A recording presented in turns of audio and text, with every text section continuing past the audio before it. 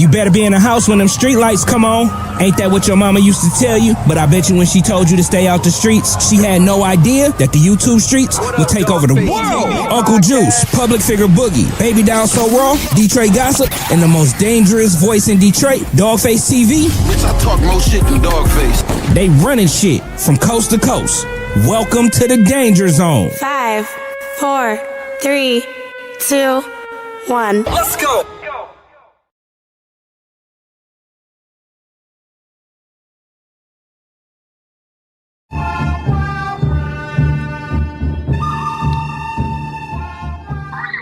Mic check 1 2 1 2. Mic check 1 2 1 2. My name is Dawgface Calls Wrong. This is DawgfaceTV. This is Unleashed. This is Unleashed Reloaded. Hey, I operate in conjunction with Real Life Productions, aka Real Life Street Stars. This is a special episode. Y'all know I don't normally go live this time of day. This is like a midday show. What time is it? Oh, it's it's lunch. Let me get myself situated. Hold on. Let me turn this motherfucking Bellic. And see in Detroit, we call this Bellicanana. These Bellicanana hat. Turn this motherfucking $600 Bellicanana to the back. Hey, listen. Welcome to this show. Underdog is in the building. For those of you who don't know, tell a friend. I need y'all to like, share, subscribe. Tell a friend that Doggy Dog is live in effect. And I'm finna put belt to ass. Y'all know when I go live. I normally when I do this at night. I need y'all to like, share, and subscribe this shit. Cause I'm finna, y'all see the title? Oh, I got, hold on. Let me get the banner right. Gotta get the banner right. Hold on. I need the ticker to be right. Cause Akademiks, what the fuck is you doing? Akademiks, what are you doing, Akademiks? This is my man Underdog. What's up, Underdog? What up, bro? How you introduce yourself, man? Tell them where they can find you at. Man, I'm Underdog. Got me on Instagram at underdog_, underdog TV _ podcast. Got me on YouTube, Underdog TV podcast. Check in with me. Like and subscribe one time. Okay, so listen. I need y'all to like, share, and subscribe. Y'all know that I normally don't come and jump online this time of day. I normally have my shows at 8, 9 o'clock at night. That's what I normally do. The reason why I'm here right now, because did y'all see Akademiks last night? I'm not even finna play it, because I'm finna put belt to his motherfucking ass. Did y'all see Akademiks last night when he played the clip and Wack 100 mentioned my name and then Wack mentioned my name? See, I gotta turn to the side. Let me get my opinion out. Let me get my, you know when I put this, let me take this motherfucking watch off. Y'all ain't you ain't gonna play with me on the motherfucking I run the YouTube streets. Did y'all see Akademiks last night? Did y'all see when this motherfucker had the nerve to mention my name to Wack and let Wack get off on me? Did y'all hear it? If y'all heard it, did y'all see it? Because if you saw it, when y'all seen Akademiks' phone ringing, that was me calling in every time, right? That was me calling in every time y'all heard that bling, bling. That was me calling in. I was watching that shit. Y'all know I don't take kindly to people playing with me. Because I ain't no motherfucking regular podcaster. I will fight a nigga. Yes, I will, right? See, I ain't like Act, you know what I'm saying? And respectfully, because I like Act. But what Act did last night, that was a declaration of war as far as I'm concerned. Because how you gonna let a bitch nigga like that come on your platform, weaponize your platform like I always say they do? They let Wack 100 go on their platforms and weaponize them. So the question is, why would he do that? And here's the bigger answer. I need y'all to go back and watch that Akademiks live stream. If it's still up, if not, then he takes them down, chops them up, and put them back up. But watch this.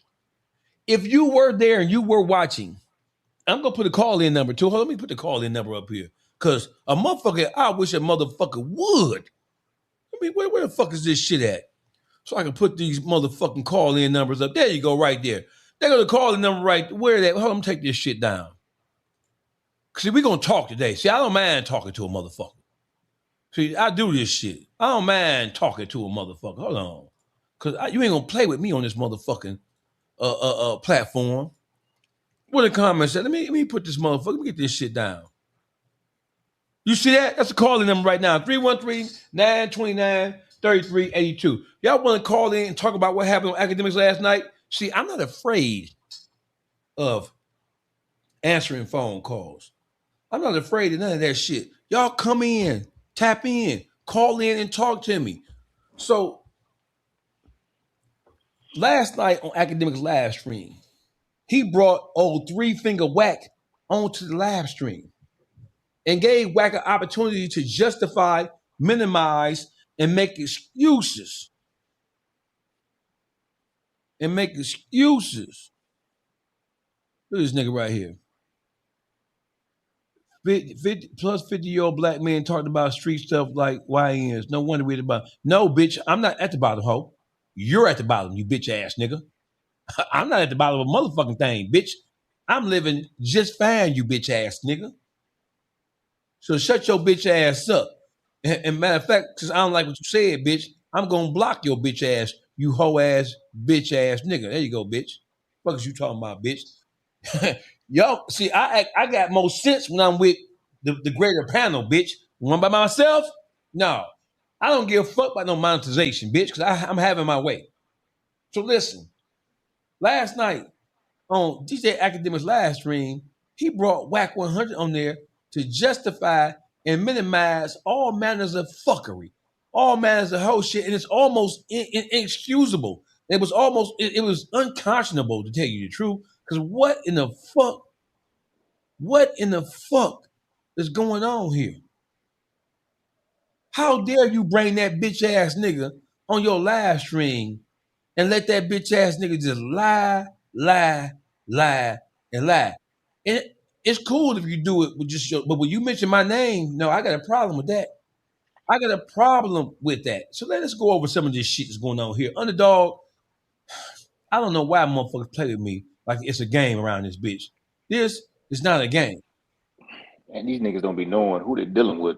And they be playing on the fact that, they be banking on not running into a nigga. Like, these niggas ain't even be ready for the encounter. For real. It's just like these niggas playing the game, but they don't know that, the fuckery that they do, they actually make the game dangerous for themselves. I don't get it. So watch this. So listen. So there's the call-in numbers on the screen. Y'all can call in, y'all can talk, y'all talk to me. I talk back. So watch this. Hey, so she said, I'm just here to listen to dog cuss. Thank you. Now watch this. Watch this. Listen to this shit right here. Oh, look at Dogface. Hold on. All right. So yeah, this overt act here is gonna really come back up again. Hey, listen, all you stupid ass niggas from Detroit, and when I say stupid, I do mean stupid. So watch this. So Big U's superseding indictment dropped yesterday. In that indictment, the charge of extortion of Future manifests itself. So now Big U is charged with extortion of Future. And they cite Wack one. No. He's not charged with overt act is not a charge. It's a action that's related to the charge. Hundreds. So let me stop right there. Hey, Akademiks, hold on. Let me get rid of this shit right quick. Because I don't even need none of this shit. Watch this. Let me let this motherfucker catch up.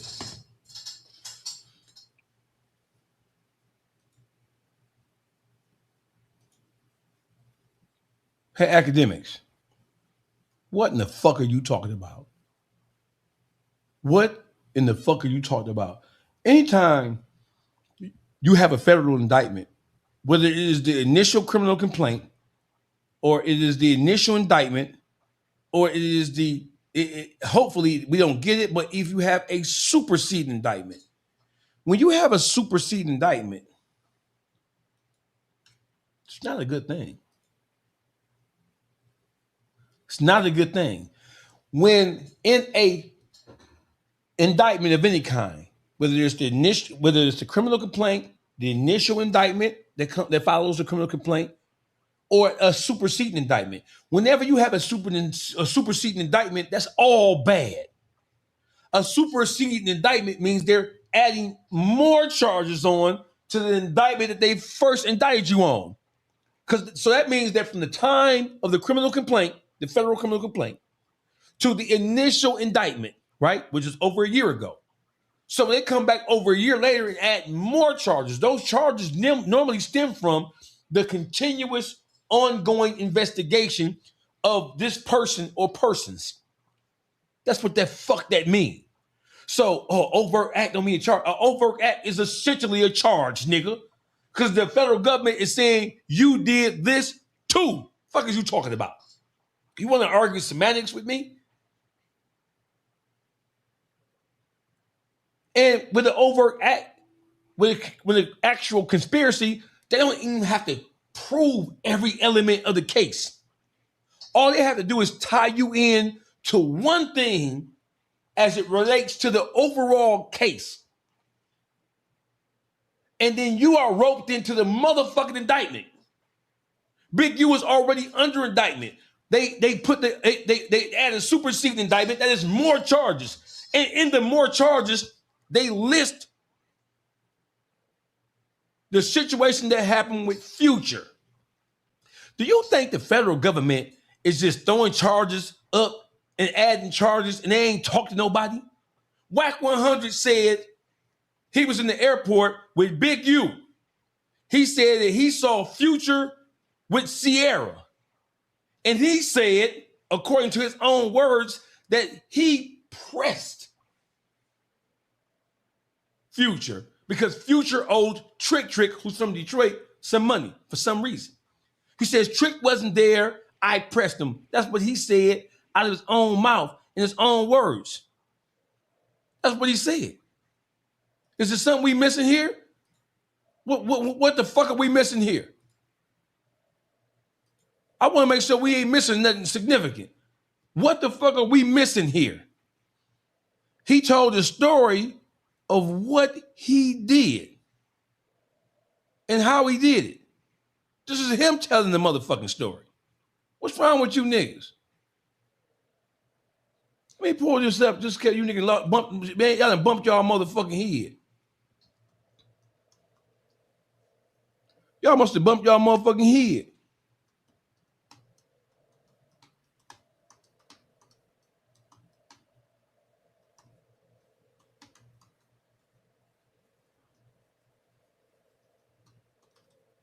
Y'all must have fell and bumped y'all motherfucking head.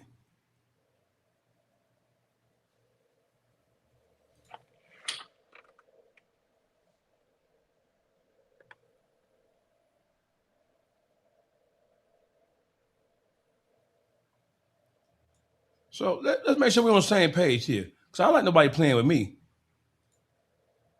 I don't like no motherfucker playing with me. So hold on one second. Here we go. Let me find this shit. Because you ain't going to play with me today or tomorrow.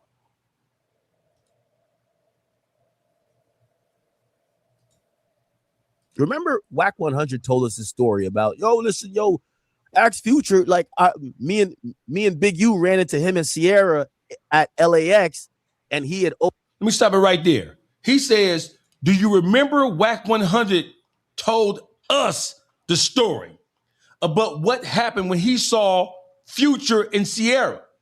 So people, Wack 100 bitch ass, now that he's in that indictment for show, Wack 100 is acting like he don't know where this motherfucking charge in this indictment came from. He act like he don't know where this overt act number 38 on the overall on the superseding indictment, overt act number 38. It talks about this same story verbatim. I want y'all to pay attention to something. Future has never acknowledged or told this story. Trick has never told this story. Big U Once he heard that Wack had said this, Big U said that it was not true. Birdman has never acknowledged or told this story. Sierra has never. So you have Wack 100, and Wack 100, he names Big U, Trick, Sierra, and Birdman. He names 4 people. None of those 4 people have ever acknowledged or have ever repeated what he said took place in LAX that fateful day. Nobody. The only person who's ever told this story is Wack 100. Now listen to Akademiks acknowledge that he told the story. Wack 100 told us the story about, Axe Future, like me and Big U ran into him and Sierra. He didn't tell him this story in private. He told this story out loud, aloud on Clubhouse. He also repeated this story wherever he could.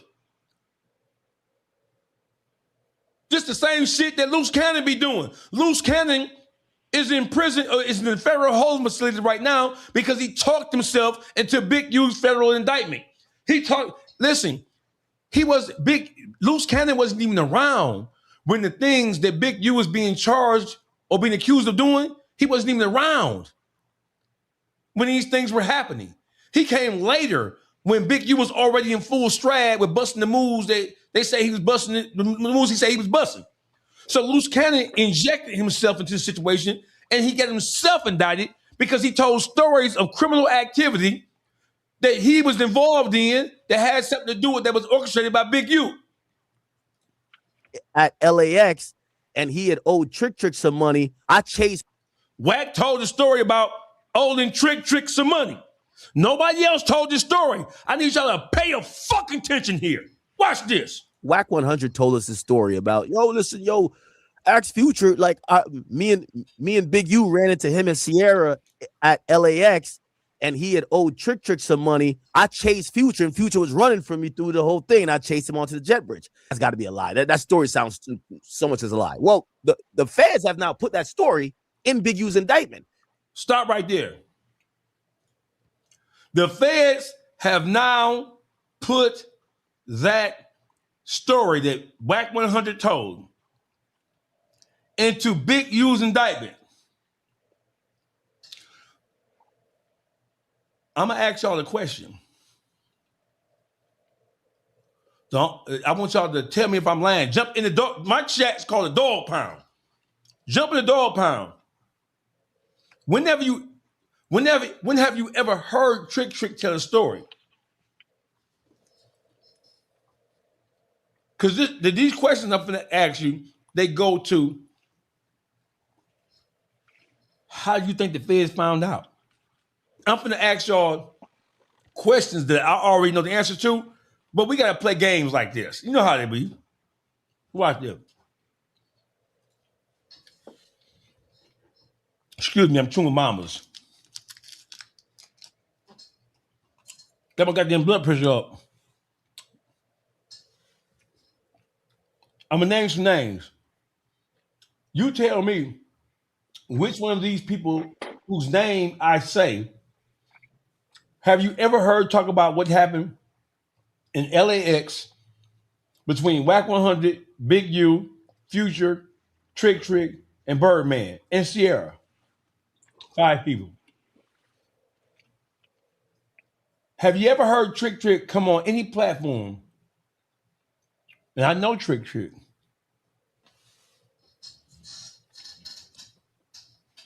I know the whole goddamn family, respectfully. When have you ever heard Trick tell the story about, and if you have, send me the link, I'll pull it up. When have you ever heard Trick say anything about what happened in LAX between Birdman, Wack 100, Sierra, Future, and Big U? When have you ever heard Trick say anything about this situation? When you ever heard him acknowledge it? Because he definitely heard what Wack said. You've never heard Trick even acknowledge that what Wack was saying was true or not true. He ain't never spoke on it. Future denied it ever happened. Birdman never spoke on it.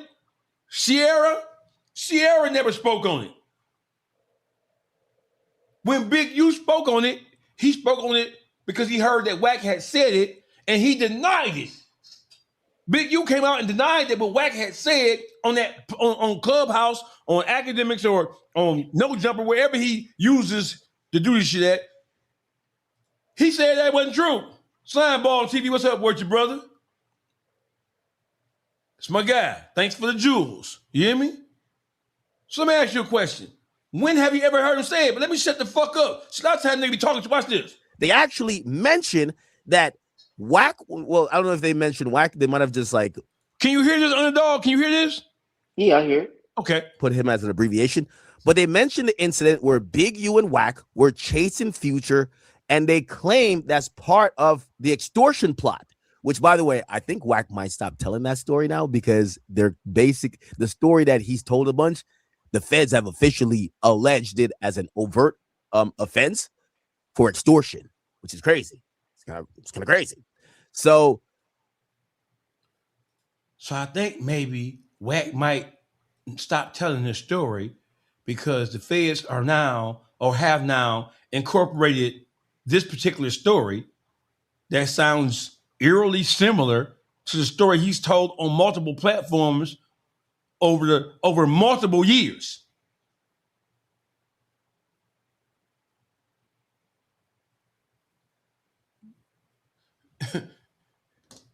Akademiks, I'm gonna need you to bring your ass in front of the congregation and sit your ass right here.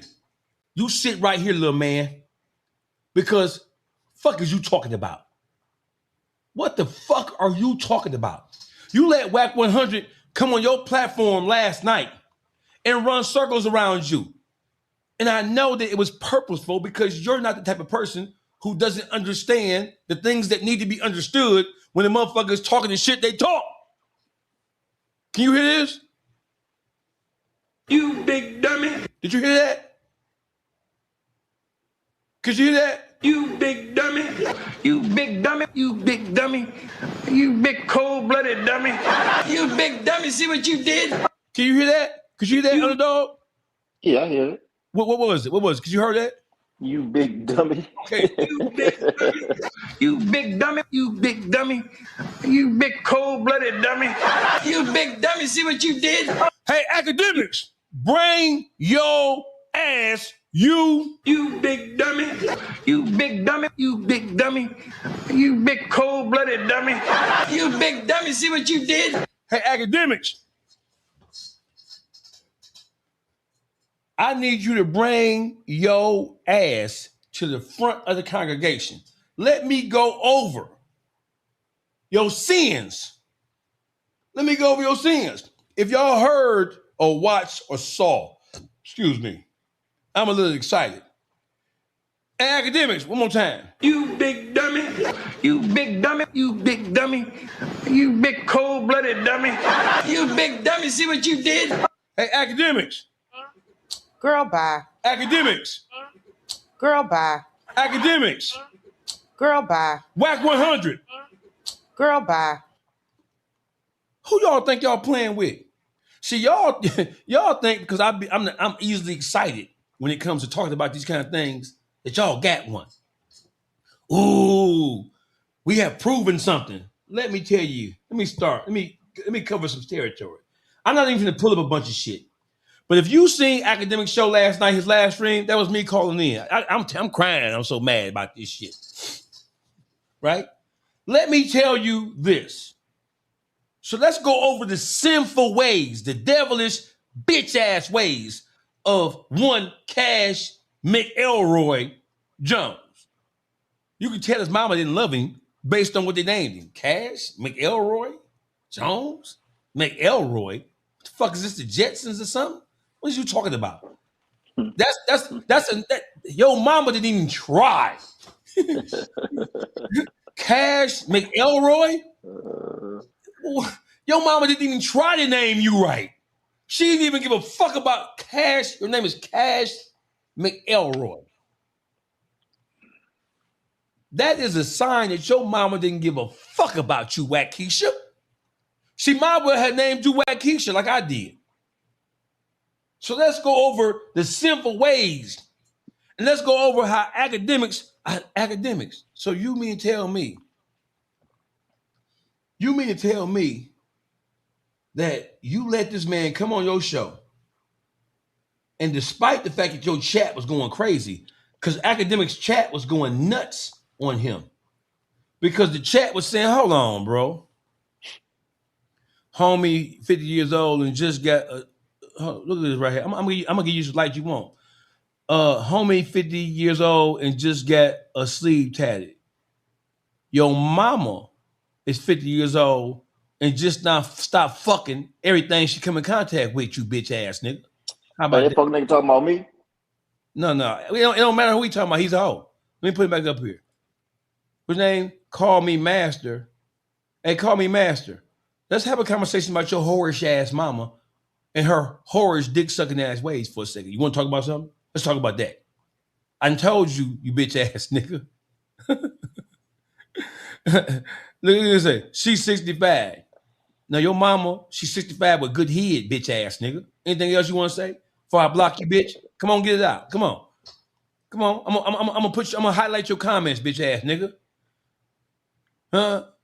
I'm gonna highlight your comments, bitch ass nigga. Bye, bitch ass nigga. We'll get back with you, you hoe ass nigga. Now listen. Let's talk about Wack sinful ways. But first, I want to put this up. Let's put this up. Hold on for a second.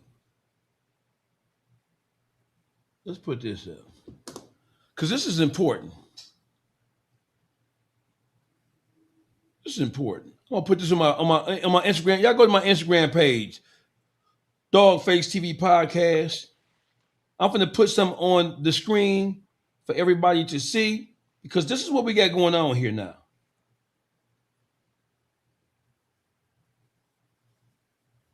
This is what we got going on here now. Hey, dog must be gay as a motherfucker, man. Worry about a nigga tattoo, fuck nigga. Hey, listen, brother. We run the show. That nigga weird, man.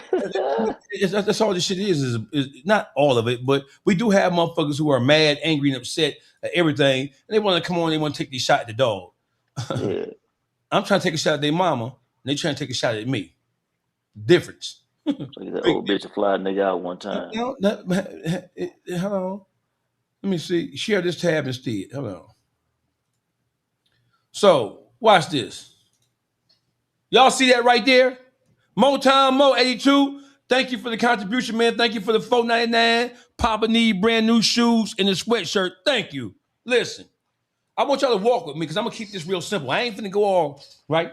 Do y'all see that? Do you see this picture on? This is what we have now. This is the current state of what's going on here over there on Akademiks.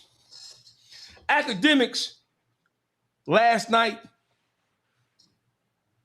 brother, what you did was everybody was suspicious and everybody has suspected that you allow Wack 100 to come on your platform, commandeer it, fake like y'all having a real conversation, but the whole time you're just allowing him to get off what he wants to say about the things that he's being accused of doing. That's really what's going on here, right? You didn't really even push back. You only pushed back at what Wack was saying because your chat was tearing your ass up.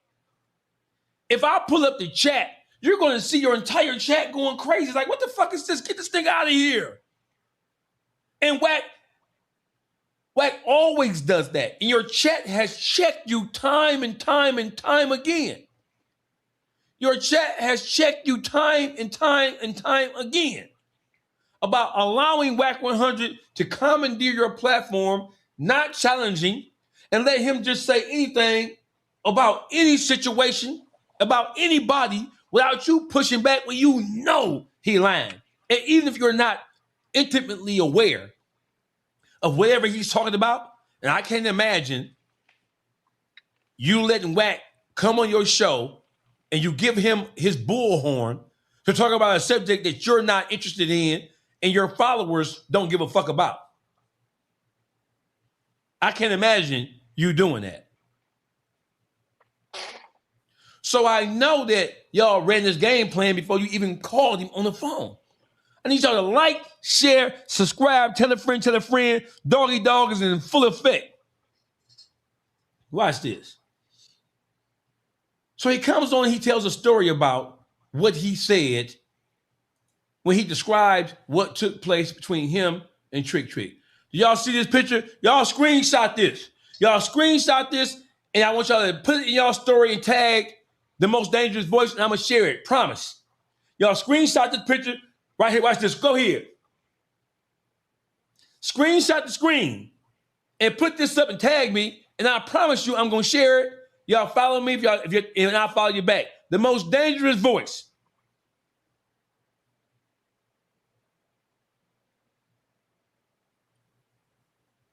The most dangerous voice. Screenshot this, take this picture, screenshot it, put it in your story on Instagram, tag me, I'll share it, follow me, and I'll follow you back.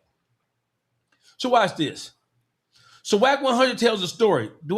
He tells a story of what happened. And in that story, the most amazing shit in the world happens. From that story, we have an indictment that's handed down.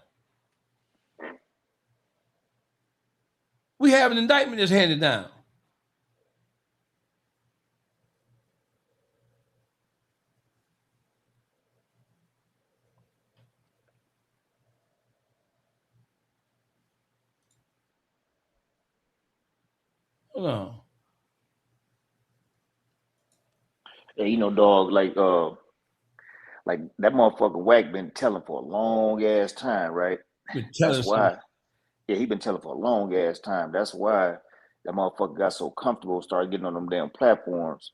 That's right. That story, because he didn't think that shit would come back to haunt him, because he was already snitching and assassinating everybody else. Yeah, what he didn't think. When feds get tired of your ass, they come for your ass. What he didn't think is, he didn't think that people would be able to connect the dots. He thought that he was going to be able to continue to do all this red ass shit, and then when it comes out that he is the culprit, or it appears as if he's the culprit, he can have some level of deniability. If you didn't see me do it, this nigga is acting like the nigga like a kid. When you had under the blanket and the boogeyman can't see me. This nigga think if he get under the bed and pull the cover down, that niggas can't see him. Watch this. Listen to this nigga right here. Runs into the terminal, right? When he run into the terminal, he take his phone out, right? He know he can only go so far, because what you gonna do? Jump onto the runway? That's a long drop down there, right? he throws the phone at me on speaker. All I hear is Stunner Boy. He say, "What is me? Stunner Boy is talk to me." I say, Birdman. "Stunner, I'm busy right now." So when Wack 100 said Birdman, Future threw the phone to him, and Birdman picked up, and he said, and Birdman told him he'll pay the debt. That was real.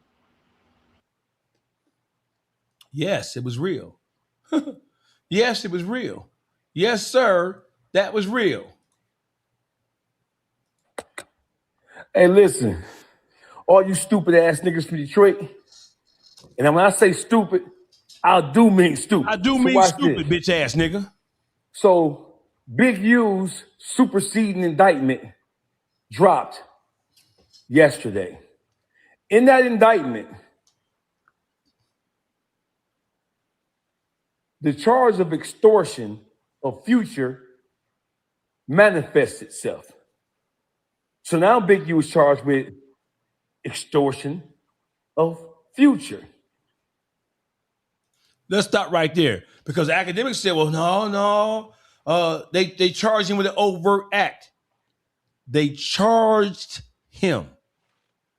They wrote down. I don't give a fuck what word you want to use. Let me go full screen. When they put an overt act inside of your indictment, and they are alleging that you acted in a you conspired.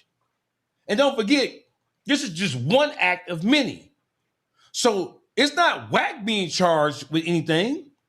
They're charging it to Big U. I want you to listen to me. How in the fuck is Wack 100 not sitting next to Big U? Because you don't have this overt act being listed without Wack 100 being part and partial of it. Because even when Wack told the story himself, he didn't say Big U said anything. He said he was the one who ran up on Future and ran up on Sierra. He was the one who made Future run on the jet bridge. And when he realized there was no plane at the end of the jet bridge, he knew he had nowhere to go. He wasn't going to just jump off the jet bridge and land on the fucking tarmac, on the cement. He wasn't going to just do that. Listen to this shit. And they cite Wack 100's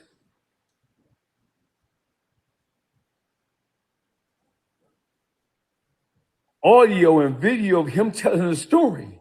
So watch this. So how does the feds know what or if anything transpired between Future, Sierra, Big U, Wack, Trick, and Birdman?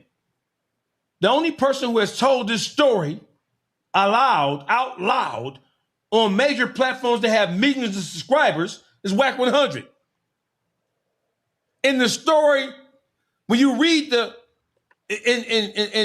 overt act number 38, it describes this incident. How does the feds know about this? How? Future said it wasn't true. Big U said it wasn't true. Trick ain't said nothing about this shit. He ignored this shit like he always does. Where they getting this shit from? They getting it from this big mouth, bitch ass nigga. Pay attention. Of why he implicates Trick. He implicates Birdman. And of course he implicates Big U.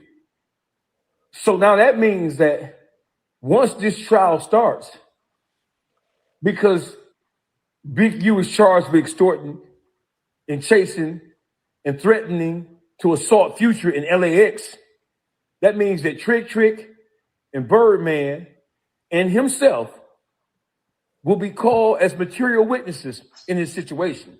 And Sierra, because Sierra, who was in a relationship with Future, who shares a child with Future, was there with him, according to Wack. So he put all of these people on federal property.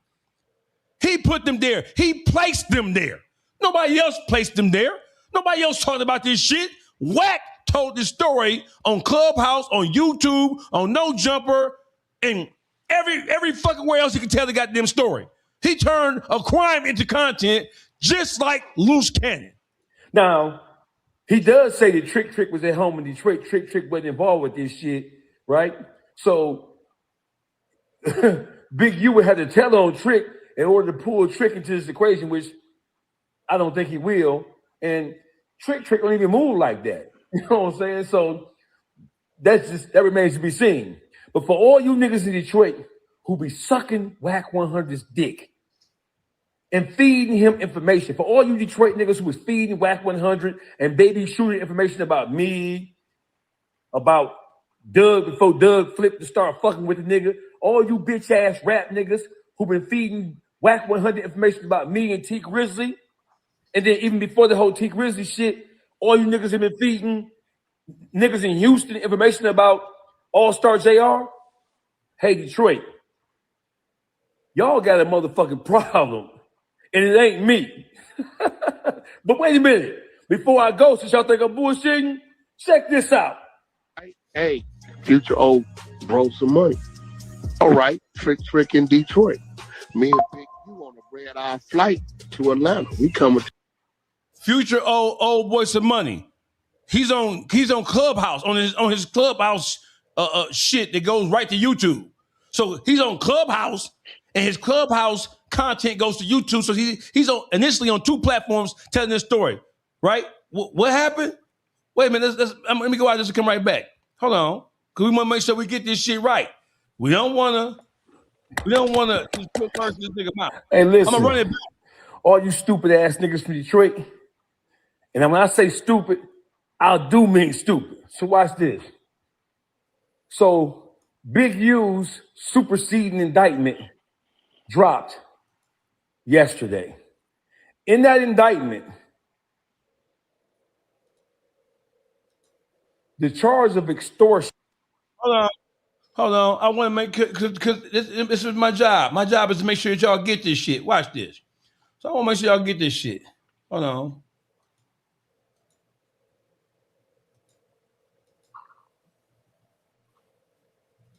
Wait a minute. Before I go, since y'all think I'm bullshitting, check this out. Hey, Future owed bro some money. Future owed boy or bro. Future owed bro some money. All right. Who? Trick in Detroit. Trick in Detroit. Future owed boy some money. The question, who? Who did he owe? Trick in Detroit. Right there. He take, what Trick you talking about? The one in Detroit? Me and Big U on a red-eye flight to Atlanta. Me and Big U on a red-eye flight to Atlanta. Just in case you don't know, red-eye is a flight after 10 o'clock. The last flight of the night from any particular airport. Coming to LAX. We coming through the security, putting our bag through the thing. Who we see on the other side? We coming through security, putting our bag on the thing. Right? This nigga don't know words. We're coming through security, coming through TSA. We're on federal property. We're coming through TSA, and we're putting our bag on the conveyor belt to go through the motherfucking scanner. And guess who we see on the other side of the thing? Future and the girl that's with the football player. Future and the girl who's with the football player. Sierra and Russell Wilson. He's naming names. He's giving explicit detail. This is years ago. This bitch ass nigga's doing this. Peep game. Sierra. We see Future and Sierra. Okay, because Future and the girl with the football player. So they say Sierra? Yeah, Sierra. I say, bro, is that who I think it is? He looked. I said, yeah. I said, you take them. I got here. When we come to the thing, I say, hey, homie, you got that money for Tricky? Take. When we make it through TSA, through the checkpoint is what it is, stupid bitch ass nigga. Hey, I told him, hey man, you take the thing, take the luggage, and I'm gonna go get him. I listen again. We see Future and Sierra. I say, bro, is that who I think it is? He looked. I said, yeah. I said, you take them. I got here. When we come. Hey, bro, is that who I think it is? He telling Big U, hey, bro, is that who I think it is? Yeah, you take the luggage. When we come to the thing, I say, hey, homie, you got that money for Tricky? Take off, run. When we come to the thing is the TSA checkpoint. I say, hey, yo, you get that for Trick? The nigga see me, take off running. On the dead homies. On the dead homies. Now, you know what gangbangers from LA say? On the dead homies. That's supposed to mean they ain't lying, ain't it? Talk to me, I talk back, goddammit.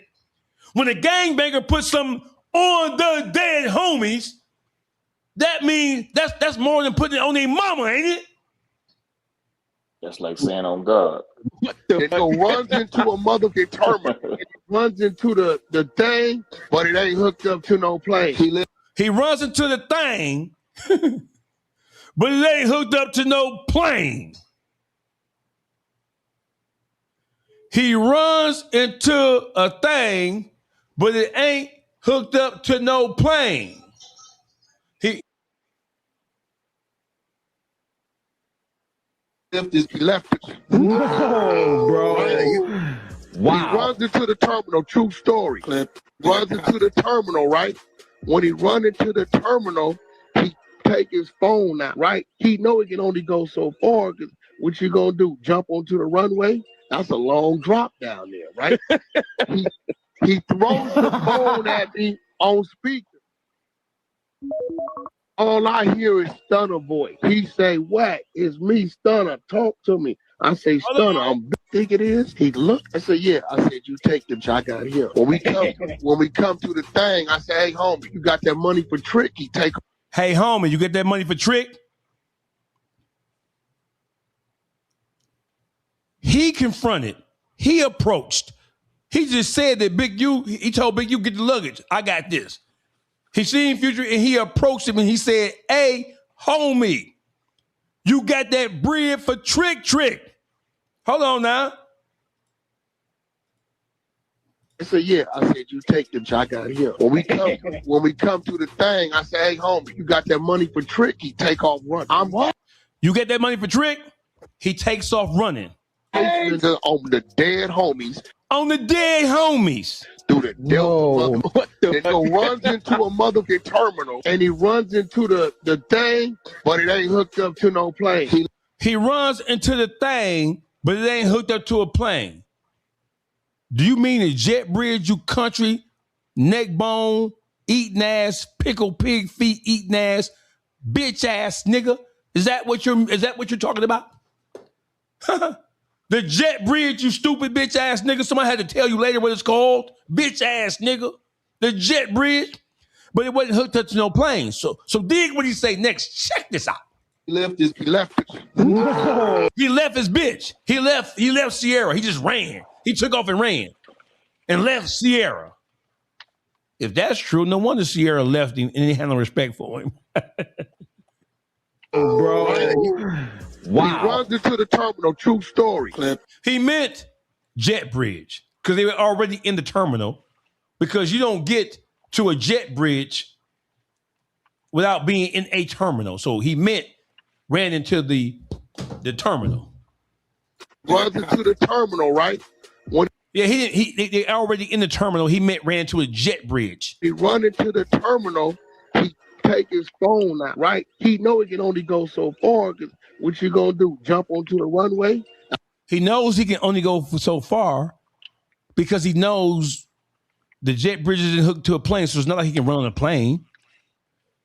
There's no plane there, so he would have to open the jet bridge door and jump down onto the tarmac. He would have to jump down onto the tarmac. That's a long drop down. A long drop down it is. Oh, yeah, right? he throws the phone at me on speaker. He throws the phone. Future throws the phone at me on speaker. All I hear is Stunner voice. He say, Wack, it's me, Stunner. Talk to me. All I hear is Stunner's voice. Birdman. Brian Baby Williams. Did y'all hear that? He ran into the jet bridge that wasn't connected to a plane. He knew he couldn't go any further because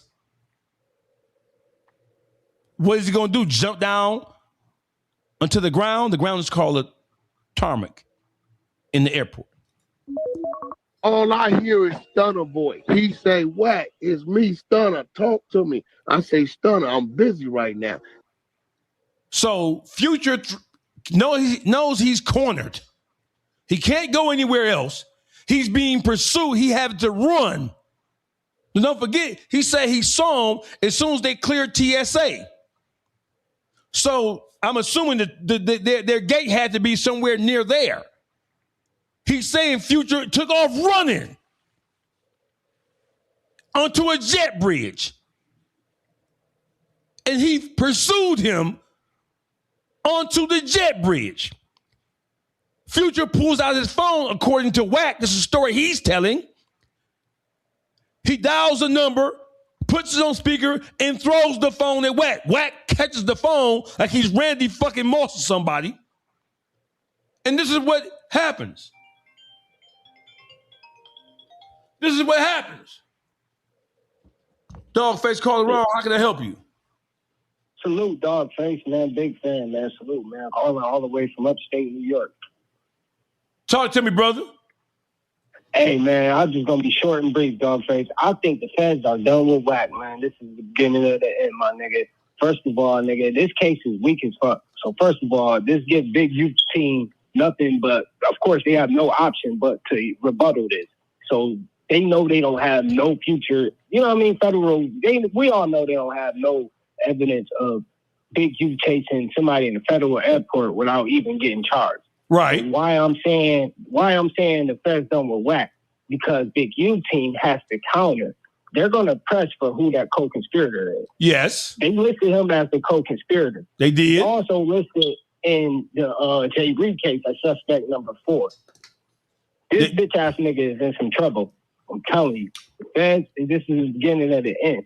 Because this is an alley-oop. If I'm Big U team, defense team, this is an alley-oop. First of all, we're going to beat the shit out of this regardless. I'm laughing at this. But who was the co-conspirator? Who was I with?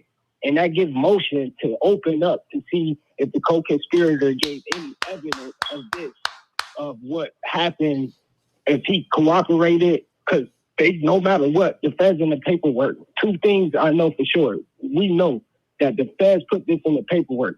That bitch-ass nigga can't deny that. And for one, his body language, they didn't tell him, Dawgface. Now think about it. The paperwork dropped the 29th of July. If they would have told this bitch-ass nigga, we already know it would have been, some new work coming on this nigga. Oh, yeah, some new cases about to drop. They didn't tell him, though, this time, Dawgface. That's a red flag. Salute, though, man. Shout out to Detroit, man. I got people in Pontiac. Salute, man. Thank you. I appreciate you. Hey, listen, the brother hit on something real good. He hit on something real good. Wack normally said he normally comes to the table with, the work finna drop. The work finna drop. That's what he normally does. But this time he didn't say anything. You know why he didn't say anything? He didn't say anything.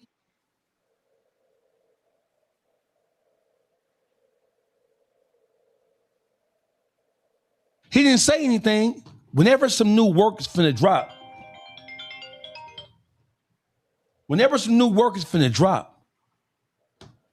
concerning Big U, Wack is always the first one to know about it. He's always the first one to tell us about it. Always the first one. He's always Dawgface. Hey, if you notice in that audio, right? All the shit he's saying that Big U did, he was the one actually with the activity. Yeah. So he was the one who did. Huh. Hey, Mike, check. Hold on. Dawgface calling wrong. How can I help you? Hey man, I'm calling in to figure out what's going on with this nigga Wack, man. Talk to me. You tell me what's going on. What you think going on? He's just out of control. Hey, listen. Everything that Big U, see, this is what Akademiks missed. And I don't think he missed it. I think he caught it.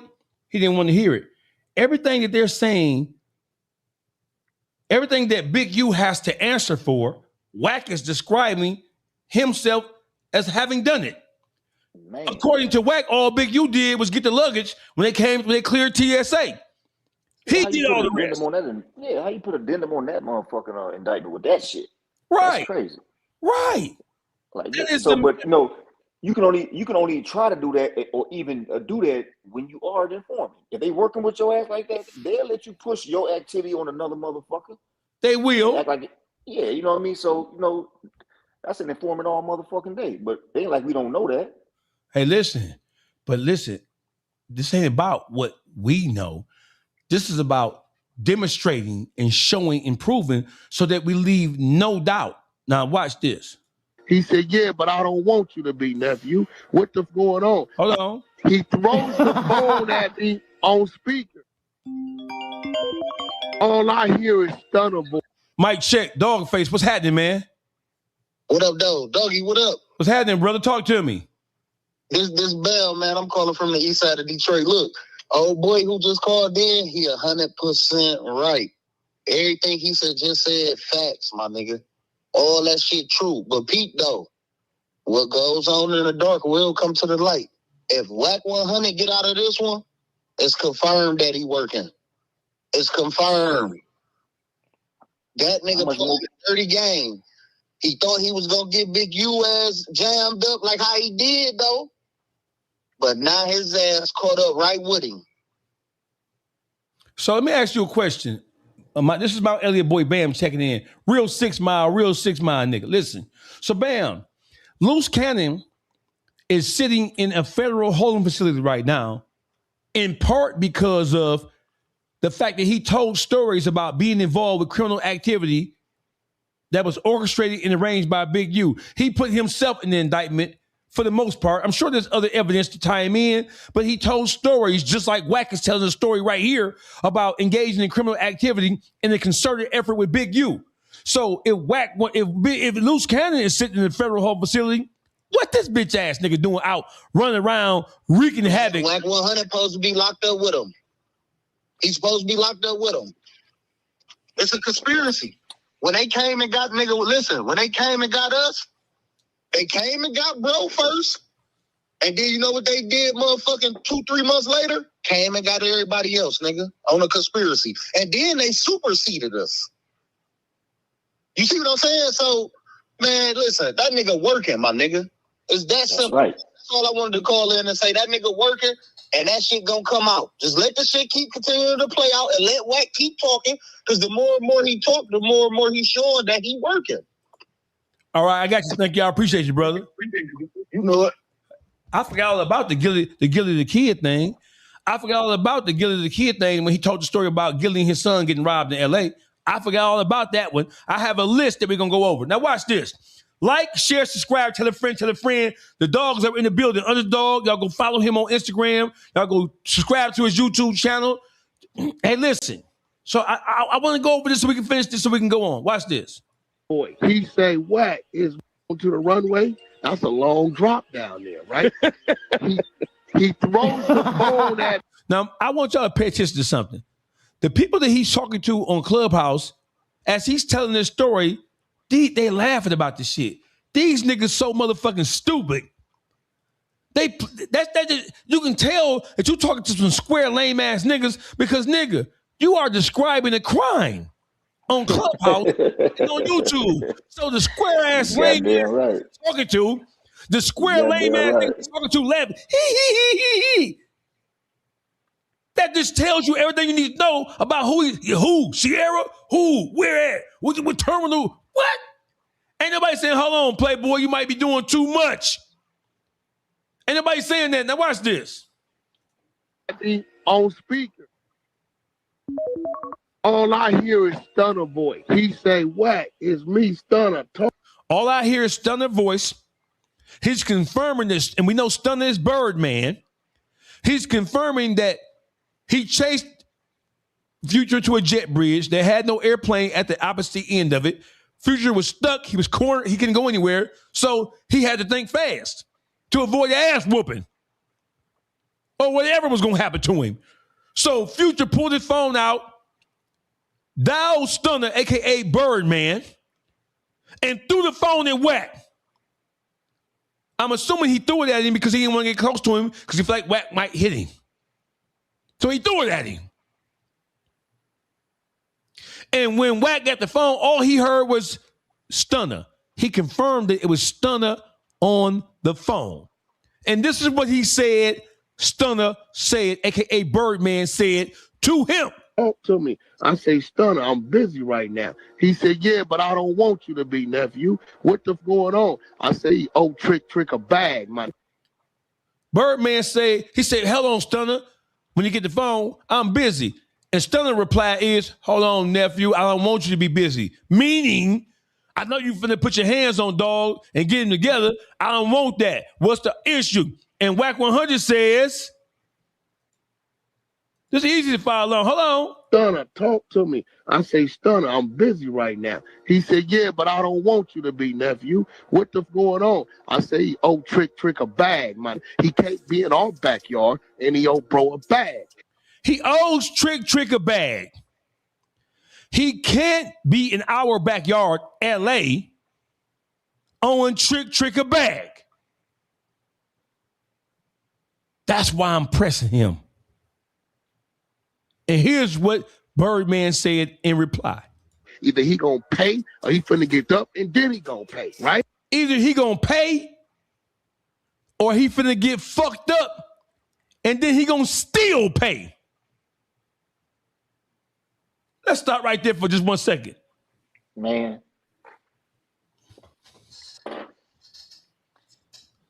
Hey, man. Hey, and that's what it is, man. They got this nigga. He didn't promise them niggas that, hey, y'all motherfuckers let me stay out this motherfucker. I can give y'all something bigger than this. And that nigga on the move to destroy or try to, get any information from anybody. You know what I'm saying? That the feds probably already investigating. He trying to get information from anybody to get out of this situation. This is why his ass ain't locked up too, because his bitch ass working. So I'm gonna continue to play this. Hey, Trick at home sleep. He don't know what's going on. He in Detroit, right? So Trick at home sleep. He don't know what's going on. He at home in Detroit. So you are acting as a torpedo for a motherfucker who's not even in your city. Now, mind you, peep this. You're acting on behalf of Trick according to you. He at home sleep. He don't even know what you're doing. But what you're really trying to do is rope Trick into the equation. Because now we have, this is happening on federal property, by the way. It's happening on federal property, by the way, which automatically makes it federal. Above and beyond the overall case. It's on federal property. And you're acting on the behalf of Trick, who's in Detroit, but you're in LA. That's some interstate racketeering shit, ain't it? On Wax part. On Wax part, you're saying you're acting on behalf of somebody else. He doesn't owe you anything. He owes Trick something according to you, according to your version of this offense that Big U has to now answer for. That's the part you missing, Akademiks, little ass nigga. You missing the fact, it's not a charge, it's an overt act. That means that Big U's attorney, they have to account for what they're saying their client did. Anytime you got to account for what anytime his lawyers have to speak to that, they're putting it on his plate. He has to speak to what that charge said that he was into. He say, Wack, my word to you, I'll pay the debt. Let him be. I got. He said, Wack, I'll pay the debt. Let him be. This nigga say, it's not a crime to press somebody for a debt. You mean debt, bitch ass nigga? Debt is B-E-T, a D-E-B-T, bitch ass nigga. You spelled debut, dumb bitch. An overt act is something that has to be accounted for on the federal level, bitch ass nigga. It's in the superseding indictment, you stupid bitch. Fuck is you talking about? It's not a crime to press somebody. I want y'all to look at this dumb ass nigga right here in the comment. Joseph, what's your name? Joseph Wise. You stupid bitch ass nigga. Look at this nigga. Let me lead this nigga up. Hey, look at me. He wants somebody to look at him. Look at me. Look at me. We gonna look at you, bitch. It's not a crime to press somebody for a debt. Bitch, have you seen mafia movies, bitch? Have you seen what the federal government did to the Triad in New York and Chinatown? And the Triad in San Francisco in the Bay Area? When the Yakuza were pressing Chinese American immigrants for VIGs, for kickouts? What are you talking about? What are you talking about? Joshua McGee, thank you, my brother, for the $9.99, goddammit. It's hard having to explain something to this stupid ass nigga who just said it's not against the law to press a motherfucker for a debt. With debt. What? This tells you everything you need to know about the people who we having to argue against. You're saying, this nigga just said, he said it emphatically too. Let me, thank you, Joseph. I appreciate this. Watch this. Look at this dumb ass nigga. This dumb ass nigga said, what is stupid bitch ass nigga at? You stupid bitch. I want everybody to see you, bitch ass nigga, since you like to type, bitch ass nigga, you stupid bitch. Look at this nigga right here, right here. This nigga said, it's not a crime to press somebody for a debt. Go ahead, underdog. Can you speak to this? Go ahead, brother. Hey, that's extortion, motherfucker. Like, I don't, like, shit. This is what all this shit is about. How the fuck, like, all this shit is about a motherfucker pressing a motherfucker for a so-called debt and indictments coming down, ignorant ass nigga. Like, hey, like you said, he just want to be like, hey, check this out. Yeah, okay, motherfucker, you could have asked any motherfucking question, but that shit. Hey, that nigga said, it's not a, it is, if you agree with Joseph Wise, raise your hand, put it in the chat. Hey, Joseph, come on, call in. Call in, Joseph. If you still here, because I ain't kicked your bitch ass out yet. I ain't kicked your bitch ass out yet, Joe. I ain't kicked your stupid bitch ass out the chat yet. They're going to call in number, Joseph Wise. Call that number and tell me how chasing the motherfucker through an airport, which is federal property within and of itself, and you chasing the nigga onto a jet bridge, which is a restricted area, where there's a plane on the jet, connected to the jet bridge. And how you know, Dawgface? Bitch, because I was a supervisor at Detroit Metropolitan Airport in the McNamara terminal.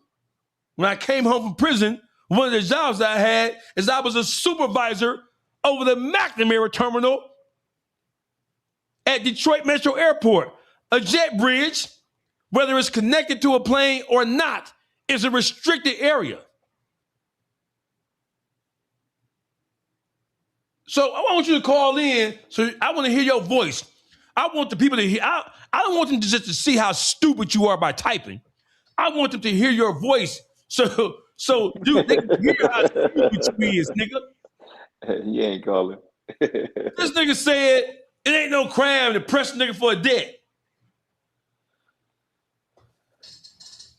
Hey, nigga, we talking about a whole indictment about this shit, nigga. How could you say that? Ignorant motherfucker. Oh, my goodness. Hey, hold on. You big dummy. You already know. You big dummy. You big cold-blooded dummy. You big dummy. See what you did? This nigga said it's not a crime. Look at this nigga right here. This nigga say depends on what type of debt too. Huh? Another ignorant.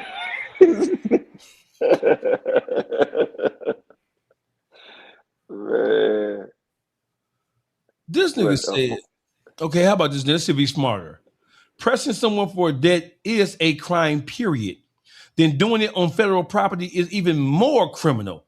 And doing it on behalf of somebody else. That's a conspiracy within of itself. If you're acting on the behalf or at the behest of somebody else to secure a supposed debt, that's a conspiracy, brother. Thank you, Reese. Is it Reese Steiny? Thank you, Reese Steiny. What? What are you talking about? Hold on. Dog Pound, what's happening, man? Talk to me. Yeah, answer the phone, nigga. This Joseph, nigga. Now what you saying, nigga? Now what I said was, bitch ass nigga, is that it is a crime, hoe nigga. Hey. Bitch, you don't get no airplay on here. Bitch ass nigga. Fuck boy.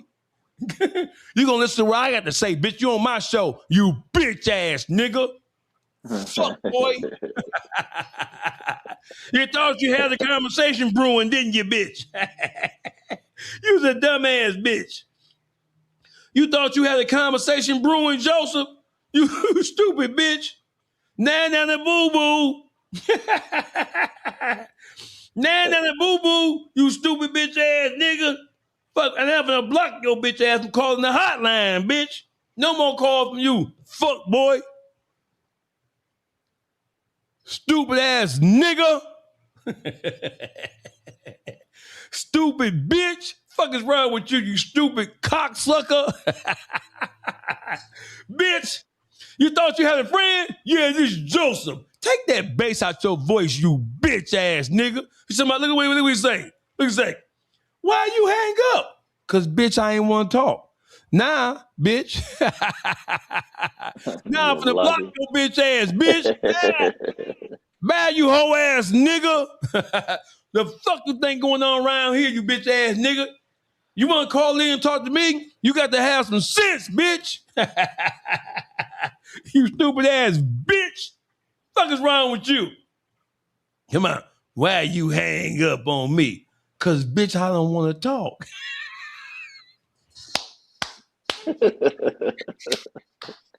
Cause bitch, I don't want to talk to your stupid ass, you slow bus, window licking, pickle pig feet eating ass, bitch ass sticker. Fuck is you talking about, bitch? You don't run shit around here. It's the dog pound, bitch. You big dummy. You big dummy. You big dummy. You big cold-blooded dummy.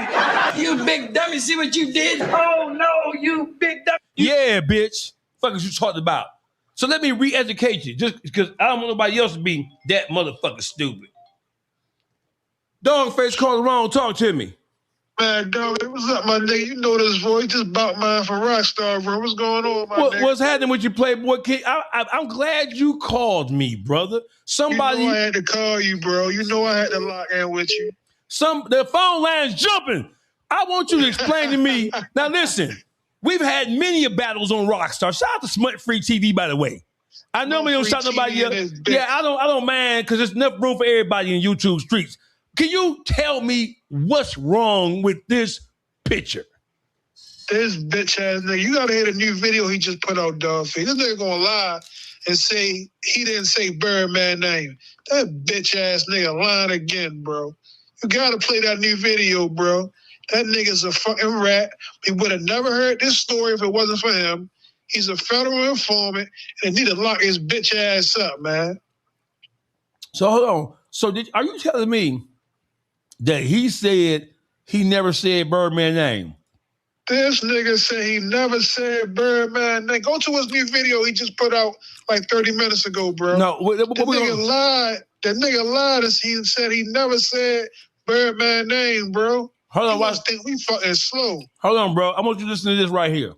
You take the I got here. When we come to the thing, I say, hey homie, you got that money for trick? He take off running. I'm chasing the dead homies through the Delta. What the fuck? Runs into a motherfucking terminal and he runs into the thing, but it ain't hooked up to no plane. He left it. Whoa, bro. Right? Wow. He runs into the terminal, true story. Runs into the terminal, right? When he run into the terminal, he take his phone out, right? He know it can only go so far. Here you go. What you gonna do? Jump onto the runway? That's a long drop down there, right? Here comes. He throws the phone at me on speaker.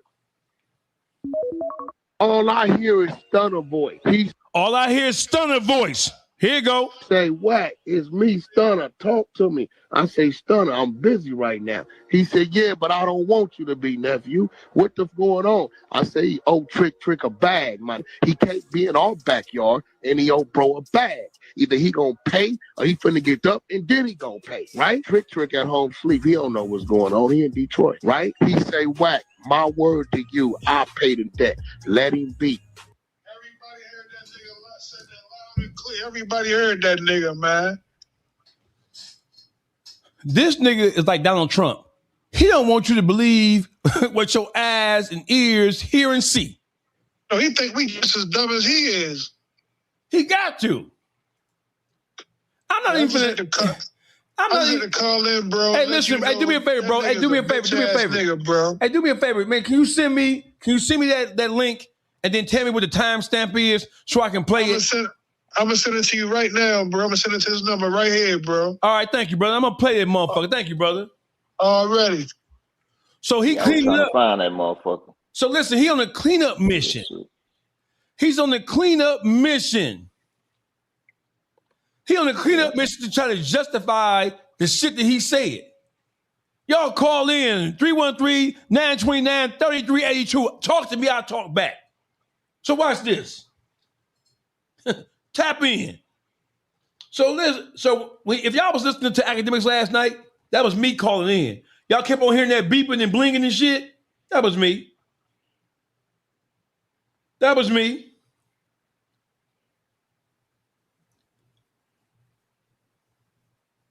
That was me.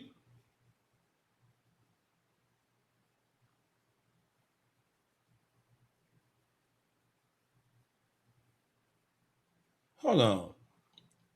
So let's go over a couple of things, right? Just so we're on the same page.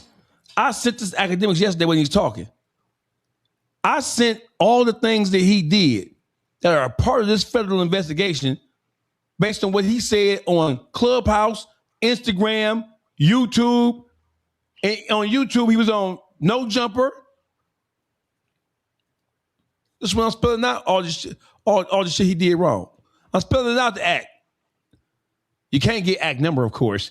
But here's me spelling out what he did to act. Let's go over a couple things that he did, right? Listen, Wack 100 and Loose Cannon, they were on a phone call with a gentleman who identified himself as a rolling 60s Crip, a part of the same Crip set, that Big U was a part of.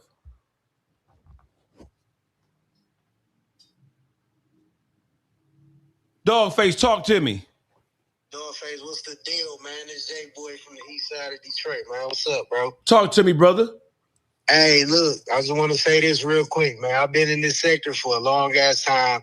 We all know Wack 100, the federal informant, right? He helped get Big U locked up, all that shit, right? But what Wack fucked up at is he started putting out who the informants was first. And then he put out that phone call with Loose Cannon and Dale Morrison, and he started fucking their case up. So everybody started making videos about how their case is getting fucked up and all this shit. So now Wack just found out in real time that he is now a co-conspirator, and they about to turn on his ass. That's all I got to say. Thank you, brother. I appreciate the call in.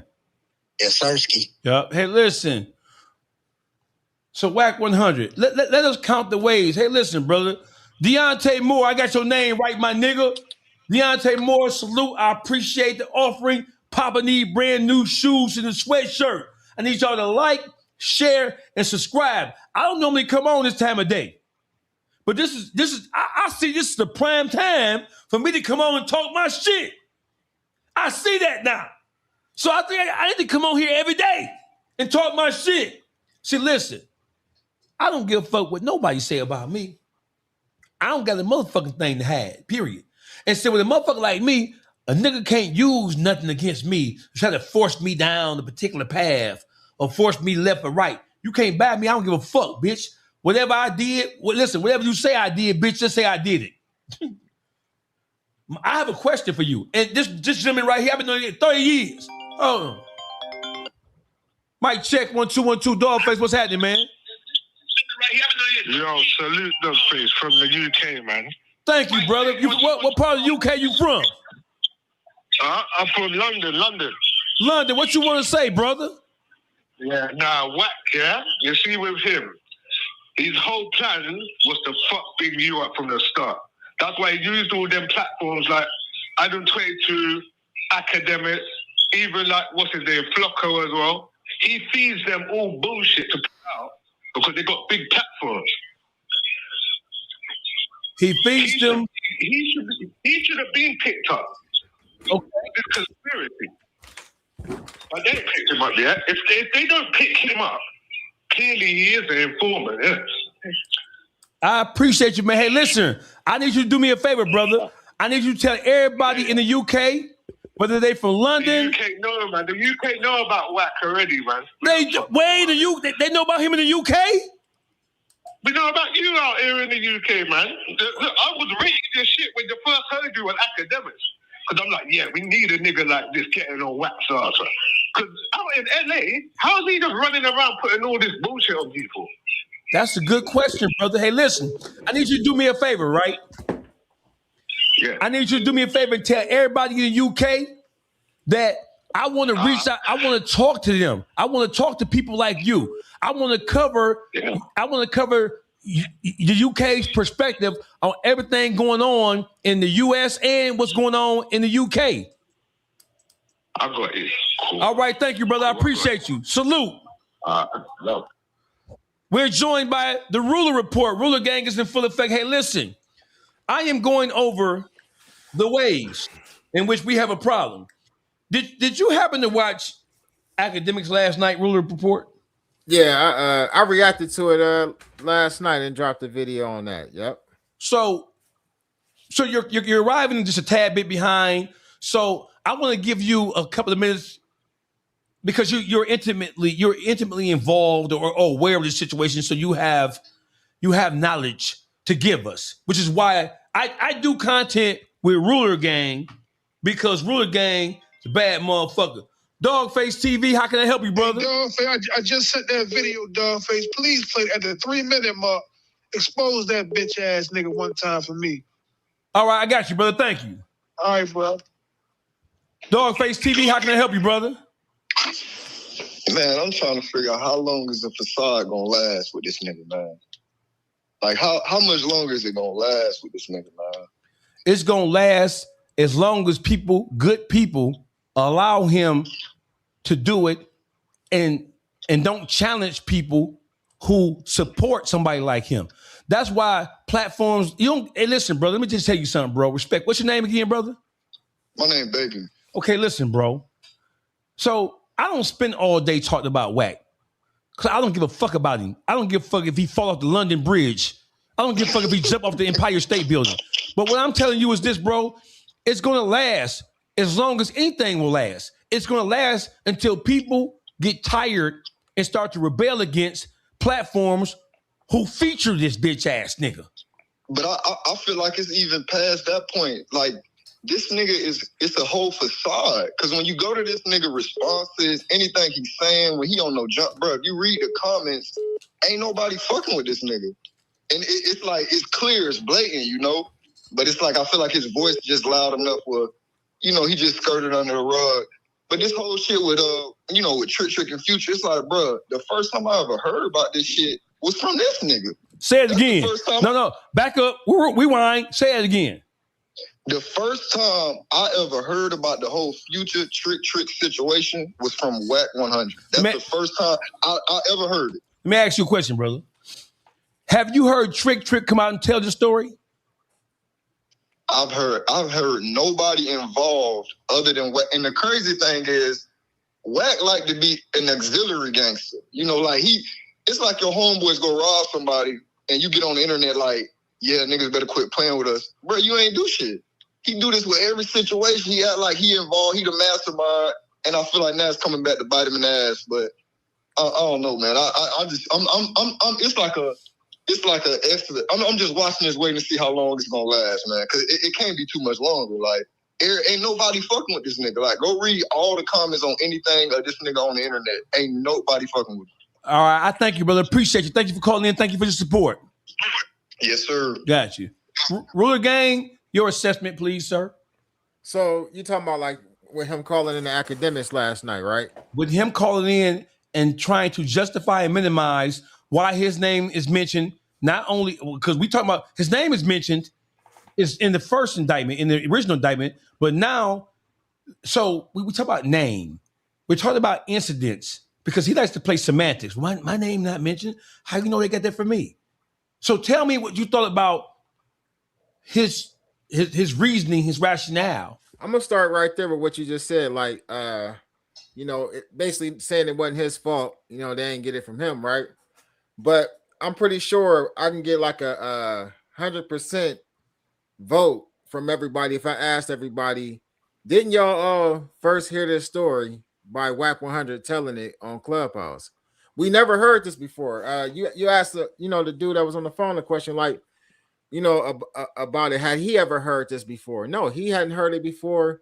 Wack 100 said something about it. Now, let's just say by chance this paperwork when it came out and it was still associated with the same story, Wack was in it or whatever, but we never heard Wack speak on it. Then nobody would be saying they got it from Wack. The only reason why people are saying they got it from you, Wack, is because you are the one that brought it to the internet. So I heard him talk about it earlier on Clubhouse TV. I was listening to the content or whatever because I just want to see what he was saying after what he said last night. Because I don't think I gotta go back over Akademiks. I was watching the stream earlier, you did what you need to do with the Wackademics, the academics, the academic situation. It's addictive, ain't it? That's a good name, ain't it? I'm a bad motherfucker, ain't it? Wackademics. But nah, so as far as what he said on Clubhouse TV, he was going back and forth with one of the guys that's on Clubhouse. On Clubhouse with him, and he said that he never said who was on the phone. And I'm thinking to myself, like, hold on, like, I know I ain't crazy. I just listened to this shit last night for the 100th time, and him saying like Stanley was on the phone. But he says, I mean, he goes back and forth with the dude about he was not, he never said that. And you know, of course, we all know it's a lie that we know he did say that. But I wonder how many times have he really gotten away with this to like people who really don't pay attention to what Wax said? Because had we not had as many of us covering what he actually said about this whole airport incident, he would have probably been able to get away with that shit because people would have never heard the shit. But we made it a viral situation. Hold on, brother. DawgfaceTV tapped in. What's happening with you, man? What's going on, Big? Talk to me, brother. Hey. Okay, this is what I want to say. I'm not 100. I can't say for sure that Wack is a rat because we haven't saw exact paperwork with him. But I'm going to say this. Those conversations that he's getting caught with on telephones, talking about people, detailing names, the bottom line is he's getting caught doing that shit, and that ain't what you're supposed to be doing. And then he does get online and kind of like breaks cases. And that's a fact. Like, he can't say he's not doing that. He cannot say he's not doing that, man. Those are recorded conversations. That man said that Stunner was on the line. He gave a detailed account of what happened. And like the gentleman that just was talking, I never heard nobody talk about that shit but him in detail. So let me ask you a question, brother. Are you sure that the first time you heard anybody talk about what happened or what supposedly or allegedly happened inside of LAX, Los Angeles Airport, between Future, when Trick name was dropped, Big U, Wack 100, Sierra, and Stunner? Are you absolutely sure? I need you to be sure, bro. That I am 100% absolutely sure that the first person that I ever heard talk about it on the internet for the whole world to know those internal affairs was Wack 100. Thank you, brother. I appreciate you. Thank you for the support. Thank you for calling in. Love is love, brother. One. Got you. Yeah, so I have this. So watch this. I have somebody sent me. Shout out to Smut Free TV, man. Shout out to the whole KK Rockstar. Shout out to everybody over there. Smut Free TV is my home on Clubhouse. So let me go to this shit right here. That shit, that wasn't on You saying Sonic and Beth? I ain't said nothing. I just said the nigga on the phone. I ain't never told you niggas on the phone. Oh well. Wait. So Wack, wait, because it's been damn. No, because what you stuttering for, bitch ass nigga? I never told no nigga who was on the phone. I just said the nigga on the phone said, I know about the debt, my word, I'ma handle it tomorrow. It'll be paid, my word. Boom, boom, boom. Send the wire information. That ain't what I heard. Nigga adding shit, but he wiggling. He wiggling now, goddammit. I ain't hear that part, bruh. I don't know. You don't know? I ain't hear that part, bruh. Why motherfuckers be scared? I don't know Why what the hell he's talking about. I don't know why motherfuckers be scared to check this motherfucker when they got him on the mic like that, man. And they be sitting on the truth, and they would not push it down that nigga throat, man. I don't. Some pussy ass niggas, man. But one thing about the panel, they end up playing it. If you keep going, they're gonna end up playing the clip where he said, and then Wack gonna say, "What type of police shit is you on?" Oh, that's what he said. Yeah, that's what the nigga said. Okay, hold on. Let's keep on playing. That's it. Yeah. Hold on. I ain't never told nobody who was on the phone. Do you want to hear it? Can y'all hear this?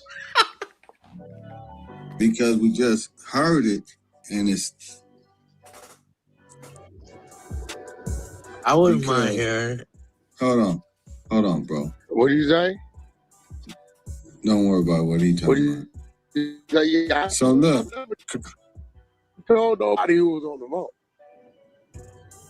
damn, bro. I mean, I've never. Whoever that nigga is on that clubhouse nigga, hey bro, I have a spot for you over here on DawgfaceTV, bro. Whoever that is, because Wack is giving you a signal to shut the fuck up.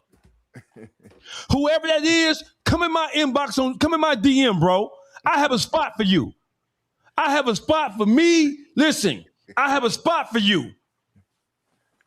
I have whoever this is on that motherfucking, what that shit called? On that clubhouse shit, that whack shit. Whoever that voice is on the 100 side, on the 100 side, yeah. Find that man and tell that man to come see me. I'll pay you. Hey, dog, what did he say? He said, he was like, oh man, I don't. He like, hold on. You ain't getting paid over there. You doing that shit for free. I'm the hottest motherfucker in the country right now, brother. Whoever this person is talking to Wack right here, because you trying to keep it G, my nigga. You trying to keep it G. I'll pay you once a week to come over here and sit and talk and do research for me. I told nobody was on the phone, bro. I ain't never, only niggas know who was, Big U don't even know who was on the phone. Because he wasn't there when the phone call happened. Okay, so look, so you done said on Clubhouse. I never said it was on. I gotta play it for you, Wack. Future old Trick some money. So me, Trick and Big U was real close at the time, right? Future old bro some money. All right, Trick in Detroit. Me and Big U on a red-eye flight to Atlanta. We coming to LAX. We coming through the security, putting our bag through the thing. Who we see on the other side? Future and the girl that's with the football player. Sierra. We see Future and Sierra. I say, bro, is that who I think it is? He looked. I said, yeah. I said, you take them. I got him. When we come to the thing, I say, hey, homie, you got that money for Trick? He take off run. I'm chasing the dead homies through the Delta. What the nigga runs into a motherfucking terminal and he runs into the thing, but it ain't hooked up to no plane. He left it. Whoa, bro. Right? Wow. He runs into the terminal. True story. Clip. Runs into the terminal, right? When he run into the terminal, he take his phone out, right? He know he can only go so far, because what you gonna do, jump onto the runway? That's a long drop down there, right? He throws the phone at me on speaker. All I hear is Stunner voice. He say, Wack, it's me, Stunner. Talk to me. I say, Stunner, I'm busy right now. He said, yeah, but I don't want you to be, nephew. What the going on? I say, oh, Trick a bag, man. He can't be in our backyard and he owe bro a bag. Either he gonna pay or he finna get up and then he gonna pay, right? Trick at home sleep. He don't know what's going on. He in Detroit, right? He say, Wack, my word to you, I'll pay the debt. Let him be. I got business with that man. I said, what? He said, Wack, it's Stunner talking to you. As your brother, leave him be. You got my word, whatever the debt is. Send me Trick, I'll pay him in the morning. On me. I'm giving you my word. I threw it back to fall. Trick got his wire. This real, what I'm saying. But what I'm saying is like, that was like, it was a real table at one time to where we knew what was going on. Knew everywhere, in every region, to where we knew what was going on, right? And we was going to move if we saw you. And our squads knew if they saw you at a hookah lounge or a club. It been times where niggas like, hey, well, I ain't going to say no names. Such and such at the club, lock him down. Them go over there 20 deep to their VIP. Tell the security they don't pay you enough for this here. Look, continue to have your drinks. Y'all cool. Ain't nobody moving out. Either you throwing a nigga off? Bro, listen, I know where the money came from, and that don't matter. So you got to stop doing police shit too. So I know where the money came from. Where the money came from, listen, on the internet. Where the money came from, I know where the money came from. It didn't come from him. I know who ended up sending the money. Man, get this nigga. You gotta stop doing police shit. Get this nigga, man. What you think, Dawgface? You don't want that. You don't want to know what I think. I don't know why you playing with me like that. You don't want to know. Boss man, sir, Sev, thank you for the 1,000 jewels, brother. I appreciate you. Hey, listen, call in. The call-in number's on there. Ruler gang. Oh, they this bitch jumping. It's like a crack house. This bitch jumping like a crack spot. Dawgface, what's happening, man? Who this? What up, dog? This Dre. What's up, Dre? Hey, you know what's so crazy, man? You really exposing this dude. But I wanted to say one quick thing, though. Before you even got on this nigga ass, you know he was the first nigga that brought that Big U murder to the internet before the indictment, homie. Yes. Him and 600 brought that shit to the internet, talking about the fingernails and all that. So he really had a vendetta against Big U from day one, ever since they fell out. You know what I'm saying? So he's definitely working, because think about it. Big U denied this Future shit. Mm-hmm. So some had to validate to the people that shit happened. Hold on, brother. Hold on, listen. So when Wax first started telling this story years ago, Big U got wind of it. I was in the room. I used to be a part. They bought me. They kept out. Okay. Okay. What's your name, brother? Dre. Okay, Dre. So listen. So the feds, it's not a charge. It's just an overt act. My nigga, everything on that indictment has to be answered to. For sure. So if my lawyers have to take their time to answer to something, to disprove something that they are alleging that I was involved in, what's the difference? And an overt act is some shit they stack on top of some shit to make you look even worse. Yeah, just to make sure you can't beat it. They rope you in. That's the whole purpose of listing and articulating overt acts, because it shows a concerted effort on your part, and it shows the conspiratorial nature of your behavior and the people who's charged with you. Man, that's a fact. So when Akademiks are saying, hey, overt act is not a charge. Hey, listen, my nigga, how would you feel if you were sitting in a federal holding facility and they give you a superseding indictment, and in that superseding indictment, overt act number 38 is something that a nigga said to another nigga you did, and you already came out and denied it? The first thing you'll be thinking is, where y'all getting this evidence from to even articulate this in an overt act? Where you getting this from? Trick ain't said nothing. Sierra ain't said shit. Future ain't said nothing. I'm denying it. The only person talking about it is this nigga right here.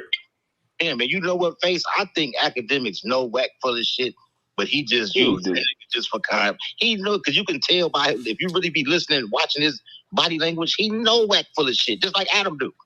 They know, but he's content. They like motherfuckers, and like one of the other callers said, everybody knows he's a compulsive liar. Niggas like,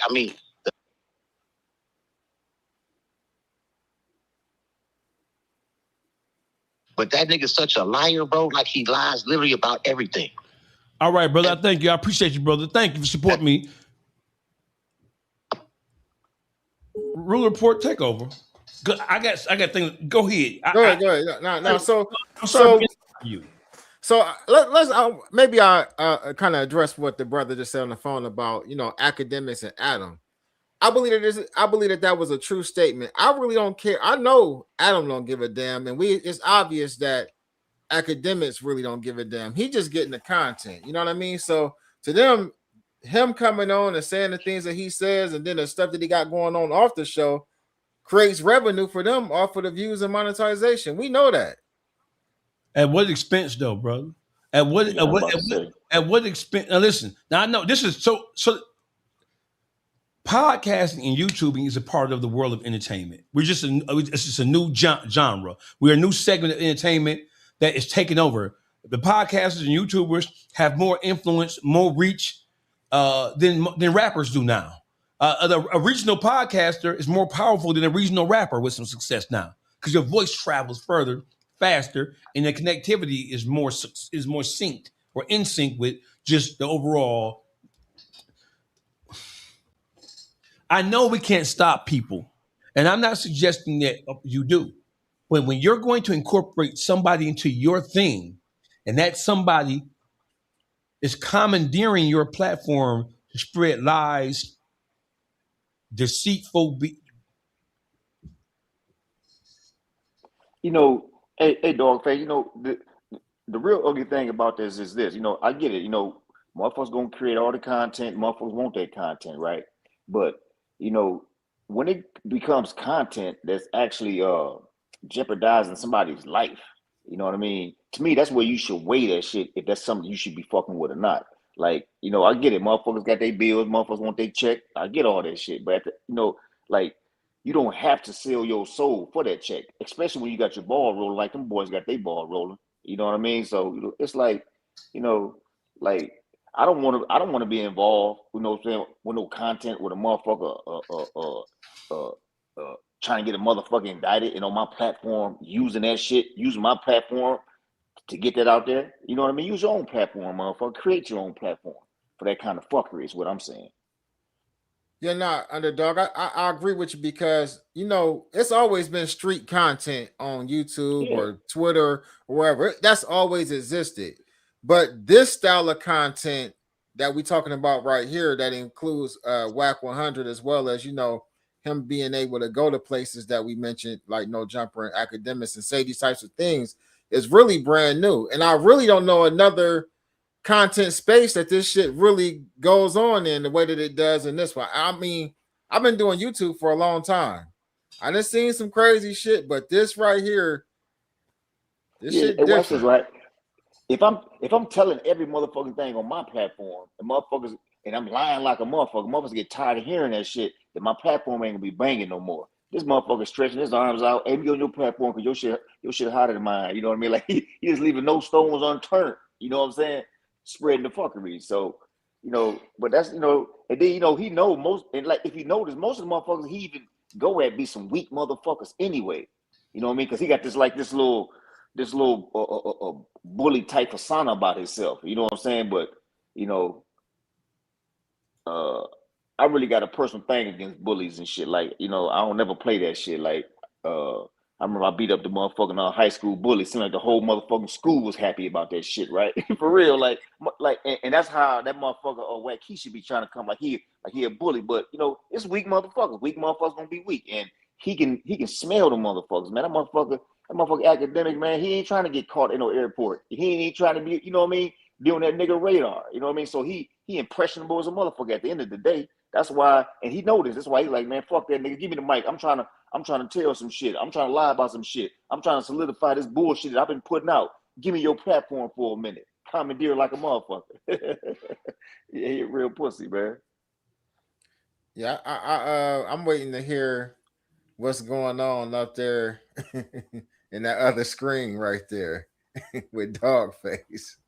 I see it brewing. I see it brewing. Come on. Don't even hold it in no more. Go ahead and let it go, man. Let it out. Fuck so, man, Dawgface been spazzing the whole fucking time, truthfully. Hey, you came in late. He been spazzing the whole motherfucking time. So listen, right? So this year, I think, marked. So podcast, the YouTube has become the focal point of urban entertainment. And dare I say entertainment as a whole, because even the rappers who are on the south side of their careers are venturing off into some form of blogging or podcasting in some way, shape, or form. So the podcasters are the new rock stars. We're the new entertainment darlings in all of entertainment, not just urban entertainment. I don't set. So the term YouTube streets, I didn't invent it. The first person I heard it from was a guy named Wano in Wano's World. Shout out to Wano. I LLC'd, I copyrighted, and I trademarked the logo though. I did do that. Right? Because it was such a good idea. I looked that nobody had, right?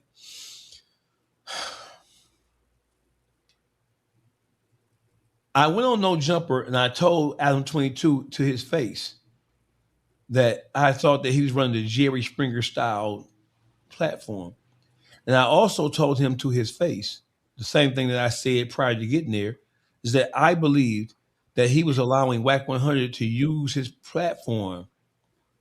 When I say commandeer, that's a military term, to take over his platform or to use his platform to springboard his agenda, because he doesn't have a platform himself. He doesn't have a 100,000, 500,000 YouTube subscriber channel.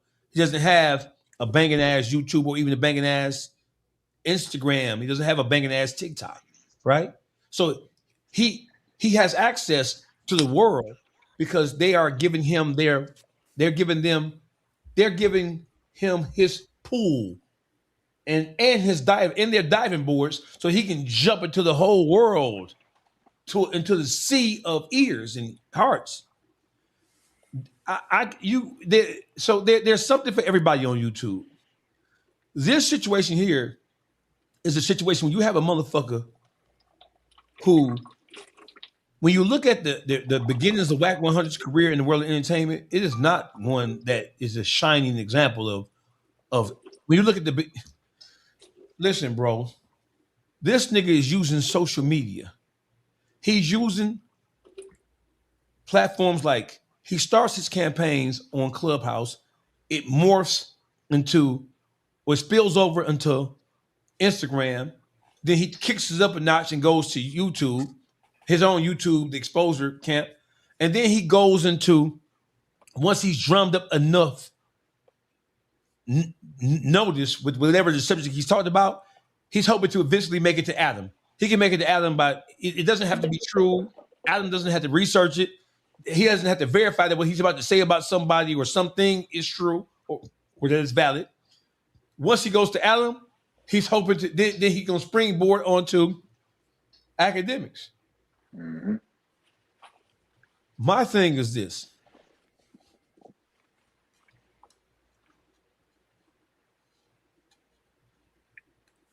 I'm really at a loss for words, because Wack 100 is the quintessential example of what's wrong with Black America. Because here you have a black person, a black man who's been involved with the entertainment game since early Death Row, right? I won't even get into what his position with Suge was early on or whatever the case may be, but he's been in the game long enough. And so what happens is, just like Charleston White, instead of him utilizing his talents, whatever those may be, to build something that has integrity, to build something that has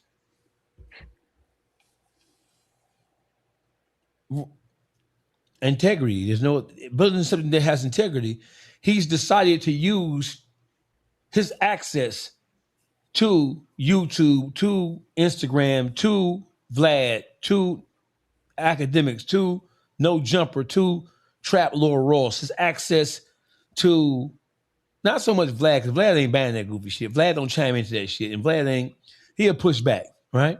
He's using his access to Poetic Flacco. He's using his access to people who've already established themselves without his help. So I don't know why in the world they would let him come on their platforms, or they would take a page from his book and then run with that shit, knowing that that he can't even substantiate it, and he's supposed to be the one, and he's the one giving it to you, like the whole T Grizzly thing. Now I got a clip. I'm not even gonna play it here. I got a clip from it was a Clubhouse clip where Baby Shooter came up, and there were a couple of the people on the other side of whatever you call his shit who said, "No, we ain't fucking with Shooter. Shooter lied to us about that paperwork with T Grizzly. We ain't fucking with him. We ain't jacking that. Know what I'm saying? We ain't fucking with Dawg, because Dawg gave us that paperwork. We look stupid now." I have the clip right here. That's news to me, Ruler Report, because I haven't seen Wack 100 come out and say, "Hey, listen, man, I got the wrong information." He's not going to do it, because to do that would put him in diametric opposition to his so-called Crip nephew, Baby Shooter. I have that clip. I'm not even going to bother to play it, because I already know there was no paperwork to begin with. Well, I'm saying, God damn, man. Akademiks, Poetic Flacco. I need y'all to tag Akademiks and Poetic Flocka on this post. My name is Dawgface. Call it wrong. This is the most unleashed version of me you gonna get. I can cuss and fuss all day up and down this shit, man, but that shit ain't gonna make no point, bro. Listen, when I watched the live yesterday, I was the one calling in. When you heard Akademiks' phone ringing, big, that was me. Ask chat. When you go to the comment section, every comment, he's lying, he's a rat, he's this, he's that, he's lying, call Dawgface. It was like 100 call Dawgfaces from different people. And it wasn't even about me and his thing. Is that they knew that I had the ability to be able to articulate what the fuck was going on wrong with what he was saying. Hey, listen, I want to run something past y'all. I'm going to ask you questions, and then y'all tell me what y'all think. So listen. Wack 100 and Loose Cannon. This is issue number 1. Mark it. Wack 100 and Loose Cannon, they interviewed the guy who identified himself as a member of the Rolling 60s Crip organization. They interviewed him.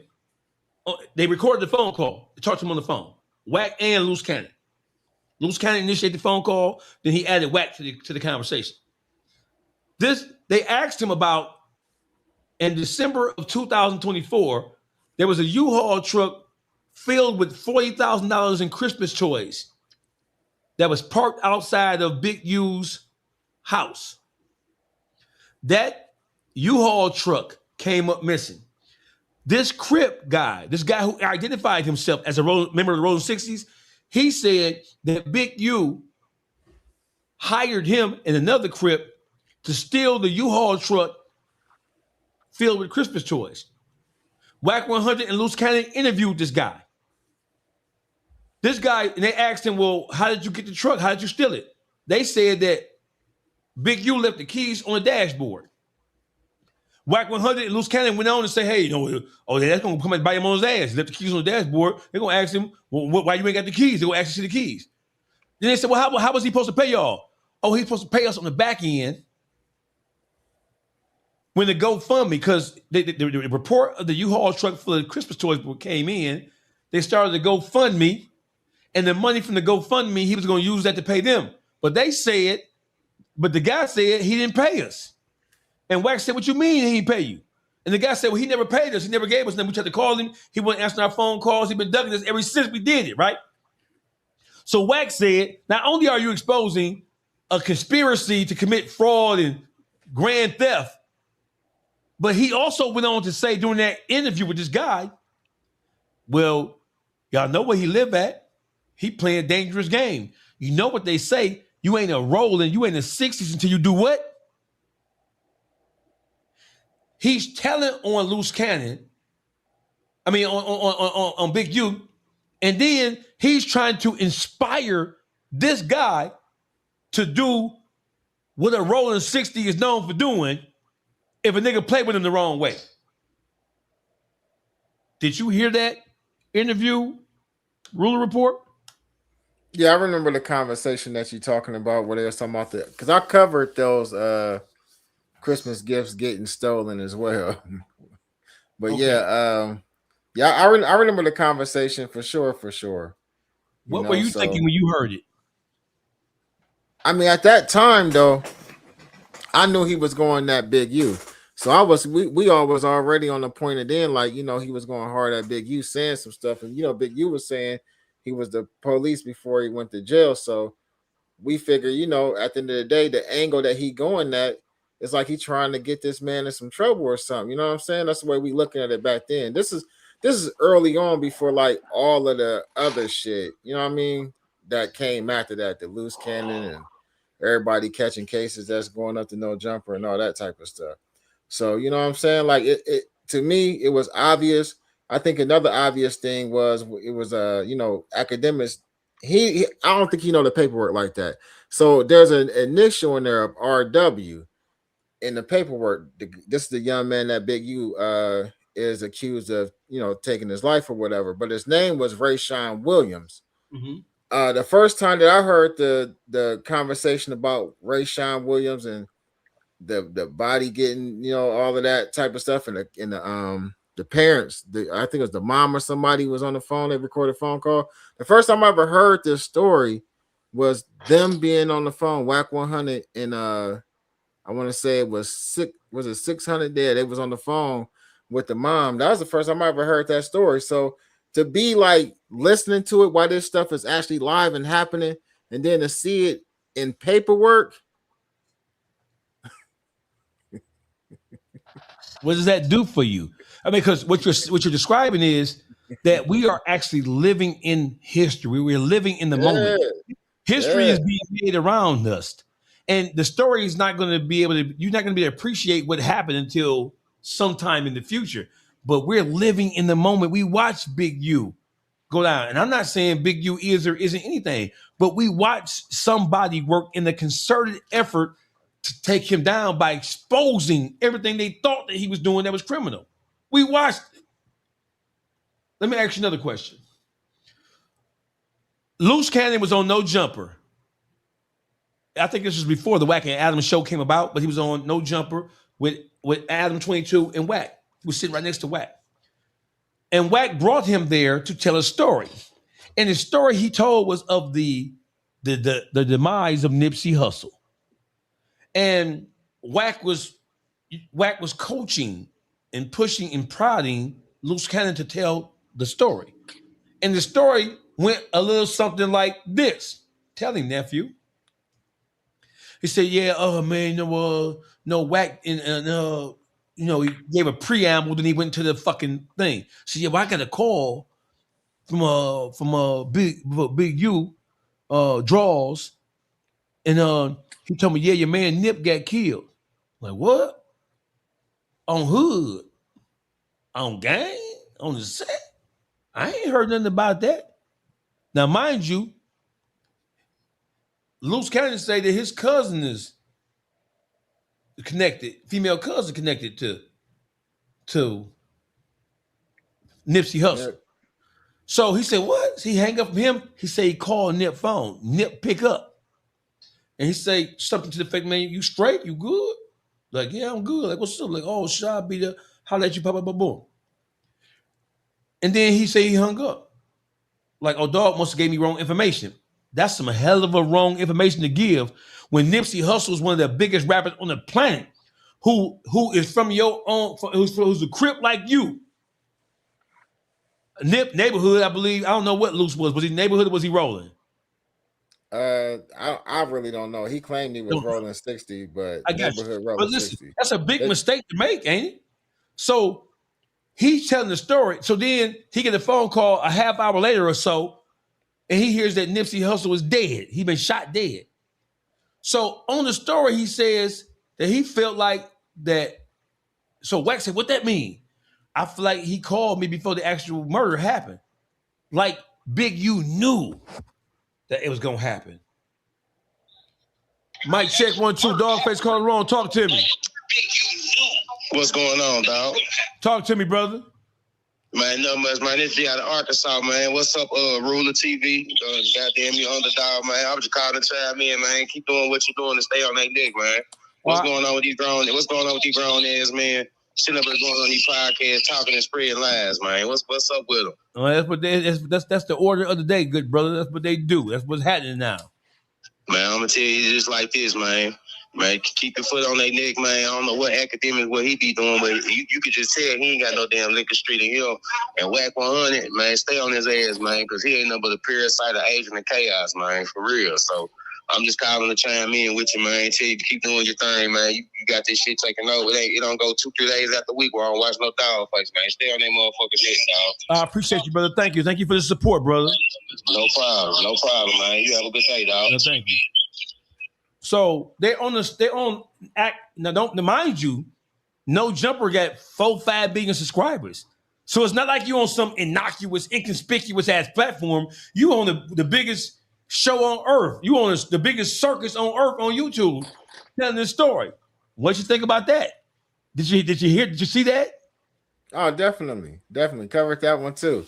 Yeah, that was crazy. Like, you know, Remember, this ain't gonna take too long. I remember at one point in time, people being upset with Vlad because Vlad would allow people to come on this platform and say certain things. But we did the research. You know what I mean? Some of the things that people were saying that happened on Vlad's platform that was supposed to have hit the courtroom. You know what I mean? A lot of the stuff was lies. In this situation, this scenario, this is totally different. We hearing conversations in real time. We seeing it.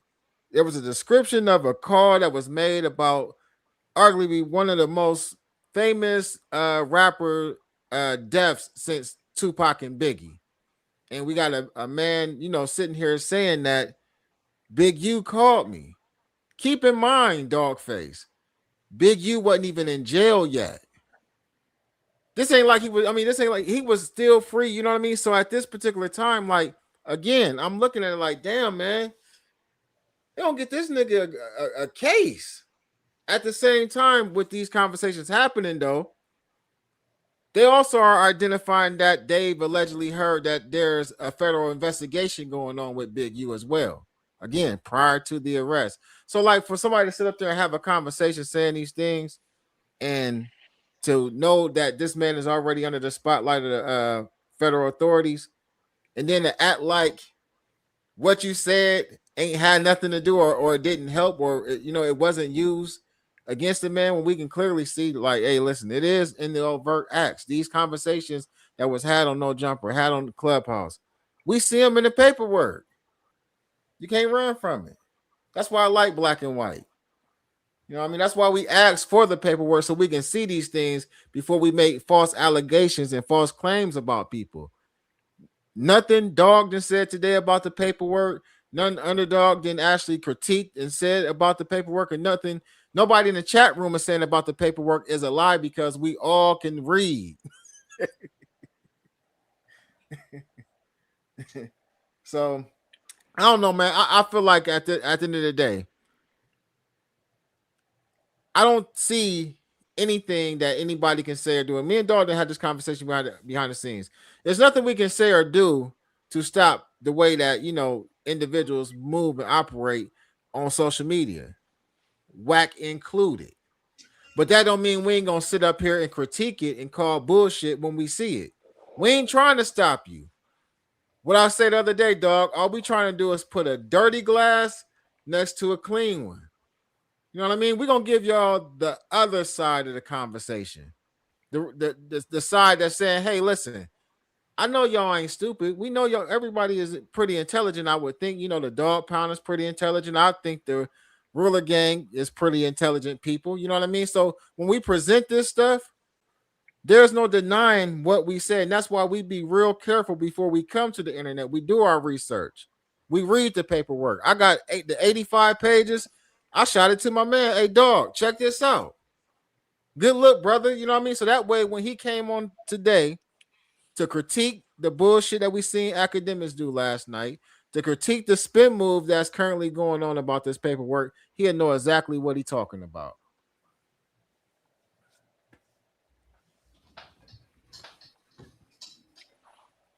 Like, I like what the last caller said when he was saying that keep y'all foot on his neck, like he a parasite, right? we know out of all the bullshit food we eat, our body do have some parasites in it, so you gotta do a parasite cleanse, right? So that's kind of like what these the YouTube streets need. They need a parasite cleanse from motherfuckers like Wackesha, and anybody that lay with the motherfucker, So, and that's really what this is at the end of the day, the jury is the audience. There's a lot of trials where the jury don't make a good decision. You know what I mean? Somebody that shouldn't have get found guilty, that shouldn't have get found guilty. You know what I mean? So, Wack been through a lot of these YouTube street trials, and he done beat a lot of cases because a lot of people still fuck with him, right? But we also can see, that he's starting to put himself in situations where, the case that he's dealing with, the audience, aka the jury, you know what I'm saying? They really don't like that shit. Like, we got a real good jury right now, you know what I mean? So, We just got to continue to expose it. You know what I mean? We ain't got to live with it. You know what I'm saying? We ain't got to dwell on it. You know, it just, you know, when that bullshit come across our table, shit, we got to clean it up. We got to clean it up. Like we at least got to give a motherfucker the other side of the story, like you said, Ruler. You know, the clean glass and dirty glass. If you choose to drink out of a dirty cup, that's your shit. You know what I mean? You've been drinking out of a dirty cup. You know what I mean? But at the same time, if a dirty cup is all you know, no, there's a clean cup. See this one right here? And then that's where we come in at. I got a couple of more things if I can. I know you guys are busy, right? Do your thing. Meek Mill's extortion situation. So, and we covered this before. I just want to go over it again. Loose Cannon went on Akademiks, went on No Jumper. He was one-on-one with his wife, ex-wife, I don't know, Cherie, whatever her name is. And he told a story where him and other members of Rolling 60 Crip gang caught Meek Mills in a club in LA, hemmed him up, and Rick Ross pay 50 grand. And he said that if he didn't pay, if Rick Ross didn't pay, then they were going to put Meek Mills in the trunk and kill him. He said that Big U was outside calling the shot.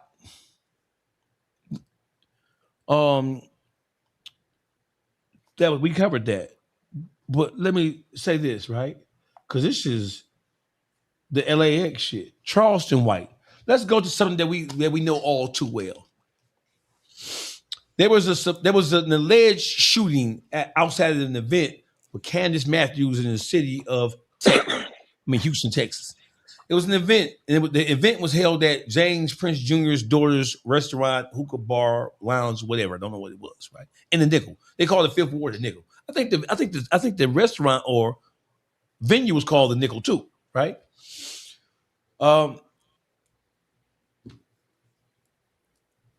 the son bitch name? Charleston White was there. He had an incident when he left. A supposed shooting took place.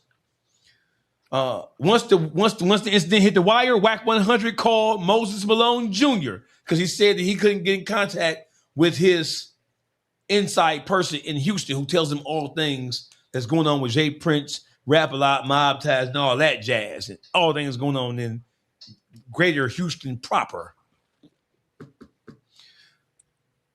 Wack 100 was asking questions about who shot what, who had the gun, and all that. Unbeknownst to Moses Malone Jr., Wack 100 had Charleston White on the other phone, allowing him to listen and to record. So, Wack, you're asking him questions about what the guy's name was. What's his social media? Who is he? What happened? You're asking questions like a motherfucking police detective. And you know that you got Charleston White recording it. And you know Charleston White is the consummate ambulance chasing ass, soapbox speaking on ass nigga. You know that Charleston was listening to it. So you're asking pointed questions about who done what. And you knew Charleston was recording it. You knew he was recording it.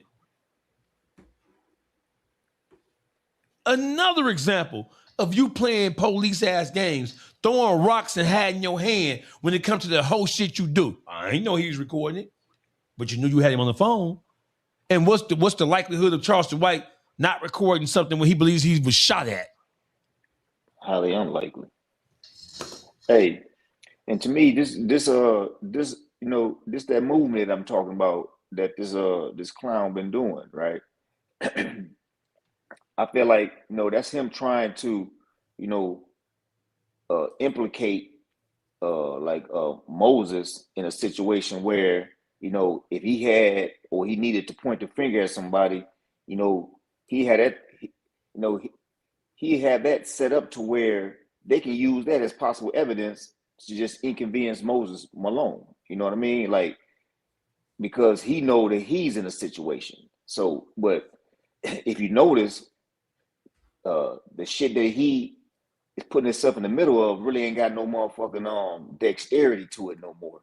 So it's like he grabbing, he on the ground picking up little rocks versus having big rocks, which is the shit he throwing at Big U. You know what I mean? So I feel like when he do shit like that, shit, he get on your phone, dog face, if you let him. But you know, we don't tolerate no shit like that. He get on your phone, Ruler, if you let him. But you know, we don't do shit like that. But he gonna check every trap he can. You know what I mean? To try to implicate and also get himself out of shit. Because you know, you best believe if he giving the feds real valuable information, he ain't going nowhere. He gonna stay right here, and they gonna tell him to keep moving. That's just what the feds do. But the feds starting to see that this motherfucker really ain't got nothing solid. That's that whole Charles situation. That's some weak ass shit. You know what I mean? So I just feel like, you know, wherever he can get on, he gonna get on. Wherever he can get in, he gonna get in. That's just how that nigga moving right now. Like he gonna be, ain't no telling where the fuck he gonna end up. Well, there's a good chance we know where he gonna end up. But at the end of the day, he gonna check everybody trap. He ain't leaving no stones unturned. My issue, go ahead. No, you go ahead. Take it. Well, because it was something Underdog was saying that got me thinking, right? And I got to think about how many times we done read it was a phone conversation of somebody else's, or it was a situation in the paperwork where he was supposed to have been included. You know what I mean? So I come from, like, you know, I used to hustle a little bit when I was younger, whatever. But one of the main things we didn't want was to get hot with the authorities. You know what I mean? So at this point, his name is being included in these like conversations in this paperwork based off of certain things that he's doing, right? Or people who he's associated with. So it seemed like at some point, if you aren't, you know, working for them people, if you really, like, you know, just happen to be stumbling across a bunch of bullshit, you would think you would clean it up and change. Like, let me stop being around these motherfuckers that's getting my name included in it. The fact that his name keeps coming up in the paperwork and he's still operating the same way that he's been operating is another thing that leads people to believe that he's cooperating or working in some capacity with the feds. Now, he may not see it that way. You know what I mean? He may think that people shouldn't look at it that way, but I mean, the chat rooms and everybody's videos and live streams tell a different tale. That's the exact reason why people think you're working for them people. Yeah, you know, and it's like he don't want him to. He know though. So we don't give him that space.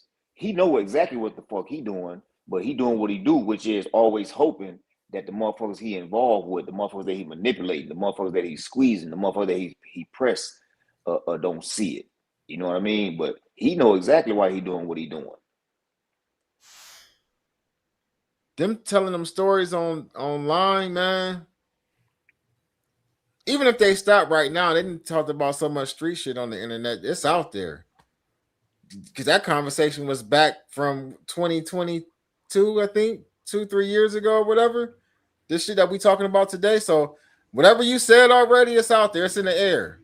And whenever they feel like coming to press somebody about it, that's what they gonna do. Y'all know how they operate, man. I gotta tell y'all, we ain't crazy. Hey, yeah, hey, you know how, like, you know, in the hood, you know, motherfucker catch that case, and motherfuckers know he done told some shit. You know, when he come back, you know, it's some individual in the hood looking like, nigga, you don't get the fuck from over here. And there's other individual in the hood like, hey, bro, what's good? You know, and they fucks with him. He ain't tell on me. He ain't tell on me. Some motherfuckers even think he won't tell on me. He won't tell on me. Some motherfuckers think like that, right? And that's how that sucker Wack moving right now. He got motherfuckers that's gonna fuck with him, but you know, yeah, he ain't gonna tell on you because you ain't got nothing to tell on, nigga.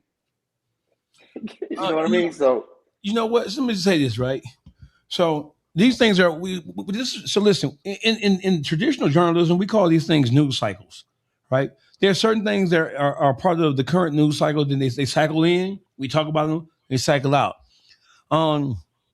Wack is only relevant because he tries to insert himself in things that are the hot button issues at the time. He does the same. He's taking the page from Charleston White book. He knows about everything that comes out. You know, he wants to be called about everything that comes out. It is what it is. Hey, there is news on the Nolan Wells front. So much going on. The last time we were here, it was an explosive conversation held between me and my sister Henny, right? So I want you to know this. Hey, listen, Henny is one of the boys.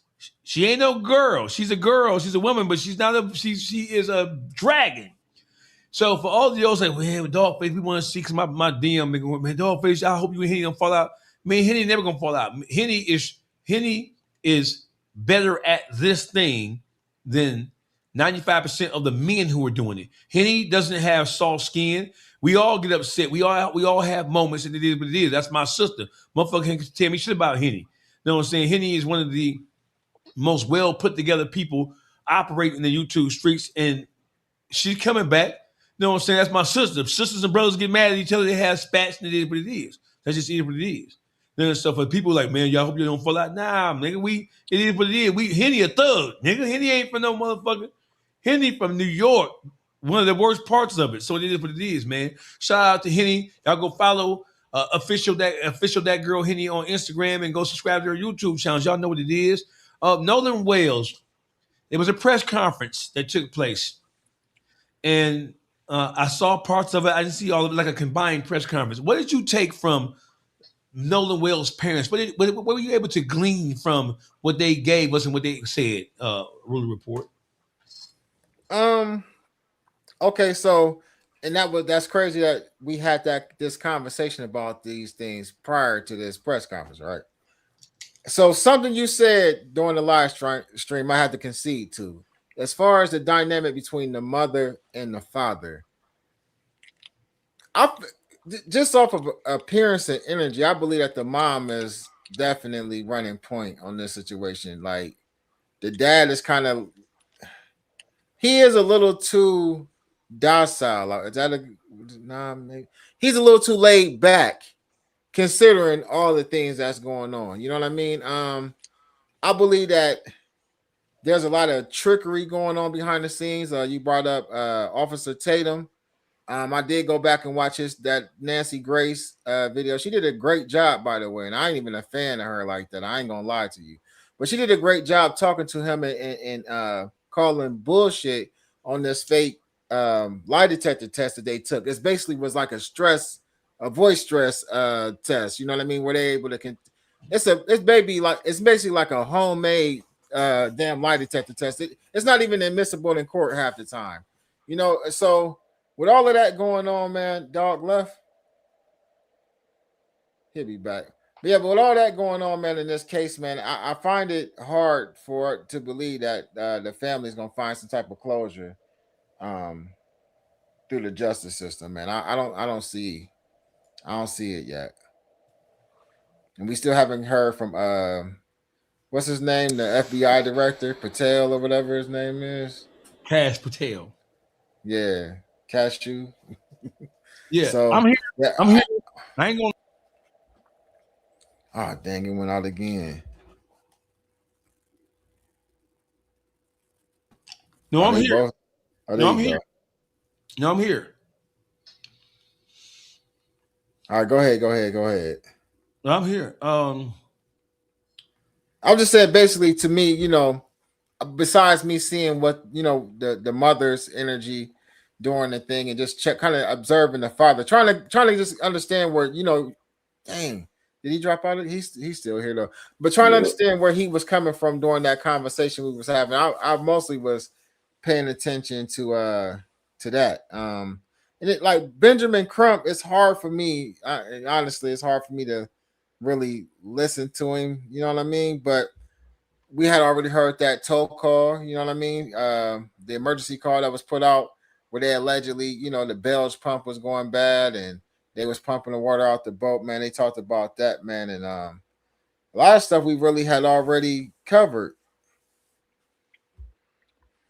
I think for real on the Nolan Wells situation, right? Like we've been dealing with it for so long now, right? And don't get me wrong, we still got some ways to go because, you know, there's always some ongoingness about it, right? But, you know, I'm also one of the people that's sitting back and I'm looking at it, you know, and, you know, one thing about life, because, you know, I've been responsible You know what I mean? As far as a life being taken and stuff like that, right? So I know what it's like for a family to lose a family member, right? But you know, as this thing like the moments where we waiting on an update, and you know, like these press conferences, like one thing I keep seeing that's consistent, right? I keep seeing like the energy from the parents, bro. And you know, in a nutshell, it's kind of like, to sum it up, them parents, you know, they did all that they can do in their raising of that boy Nolan. But you know, we all done been in a situation where 100% just wasn't good enough, and they 100% just wasn't good enough to equip him with the armor in a way where he would have been able to save his life. I can't hear you, Dawgface. Ruler. Yeah, I'm here. I can't hear nobody. Somebody is finally calling out that rat, man. What's your name? Where you calling from? You calling? What's your name, brother? I'm Big Los, man. I'm calling out of Indiana, man. South to Indiana, man. Who's your land? Yes, sir. Yes, sir. Yes, sir, man. I be watching you, man. I was like, finally somebody is on this dude's top. He be on the internet lying. I don't even know him. I can't stand him. So what do you have that you want to say about this whole thing, brother? Okay, I want to say, I know for sure every time he get on the internet, it's recorded. Like, that's his way of snitching. Ain't no paperwork, man. That's the thing. Everybody keeps talking about, where's his paperwork? He don't have paperwork. His paperwork is audio. I agree with you, right? I agree with you. I mean, to me, this is elementary, brother. To me, it's elementary. To me, it is, man. I don't understand how people don't understand. Well, hey, listen. So that is so. Listen, let me pick my pen up. I don't think that people don't understand. I think that people in our community don't give a fuck about snitching like they say they do. They only say they care about it because people are expect them to say that.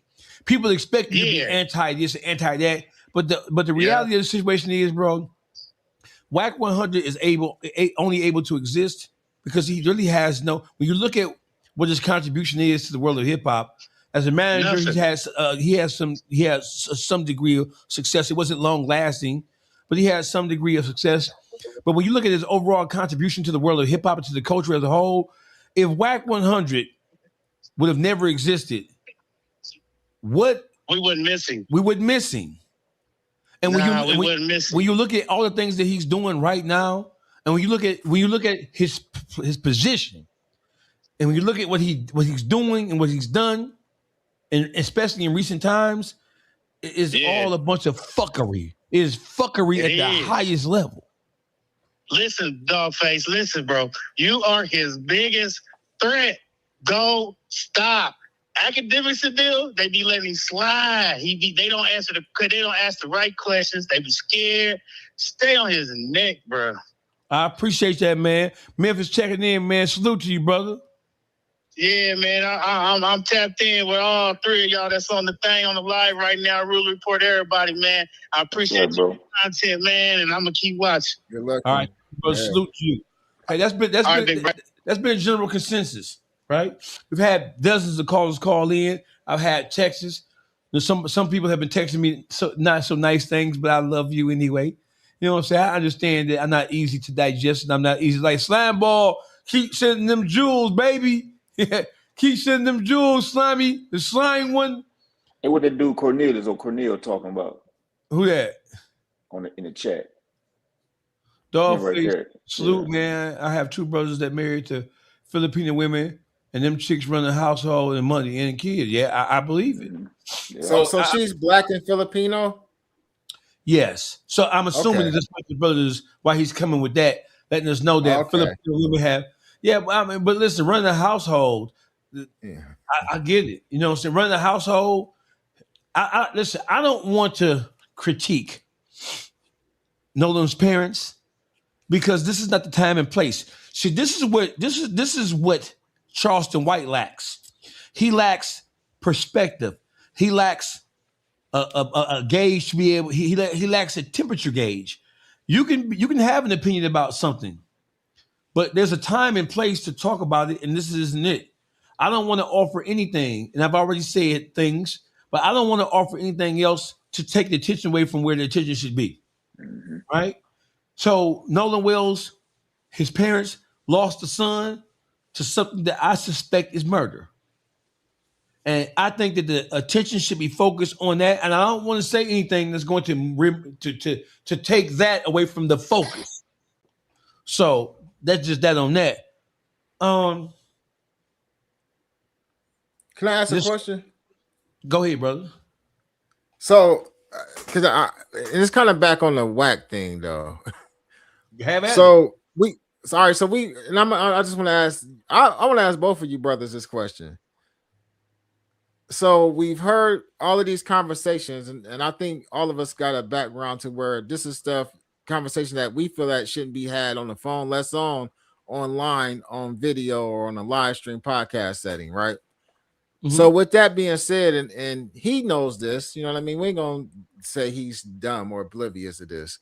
So knowing that and knowing the type of conversations he engaged in online, I know a lot of people are saying that Wack is working for them people. Are we saying that his deal, if he has one, is one that where, you know what, this is how we'll slip the information in there. I'm going to get online and just talk about it, and y'all take it and throw it or do whatever it is that y'all want to do with it? So listen, this is what we know. These things we know is that if I put it out there in what we call the ethos, if I put it out in the atmosphere, right, then people are going to grab it and talk about it. And so people can't say that it came from me necessarily because I put it out there or I made sure that it was put out there by enough people who have big voices. I'm going to go on Akademiks and say it. I'm going to go on No Jumper and say it. I'm going to give it to Poetic Flacco. I'm going to give it to my exposures. I'm going to give it to 600. I'm going to give it to these people so they can spread it with me. So when the feds get it, nobody can say that it came from me because so many people talked about it, right? And they're going to forget that the point of origin was me. But no, we're not going to forget, you bitch ass nigga. We're not going to forget. And for all the people who say, well, dog, you're preoccupied with Wack. Listen, Wack go on Akademiks. Oh, man, they wasn't even there. They wasn't even there. They wasn't even there. They wasn't there. They wasn't even there. Hey, listen, but you were there.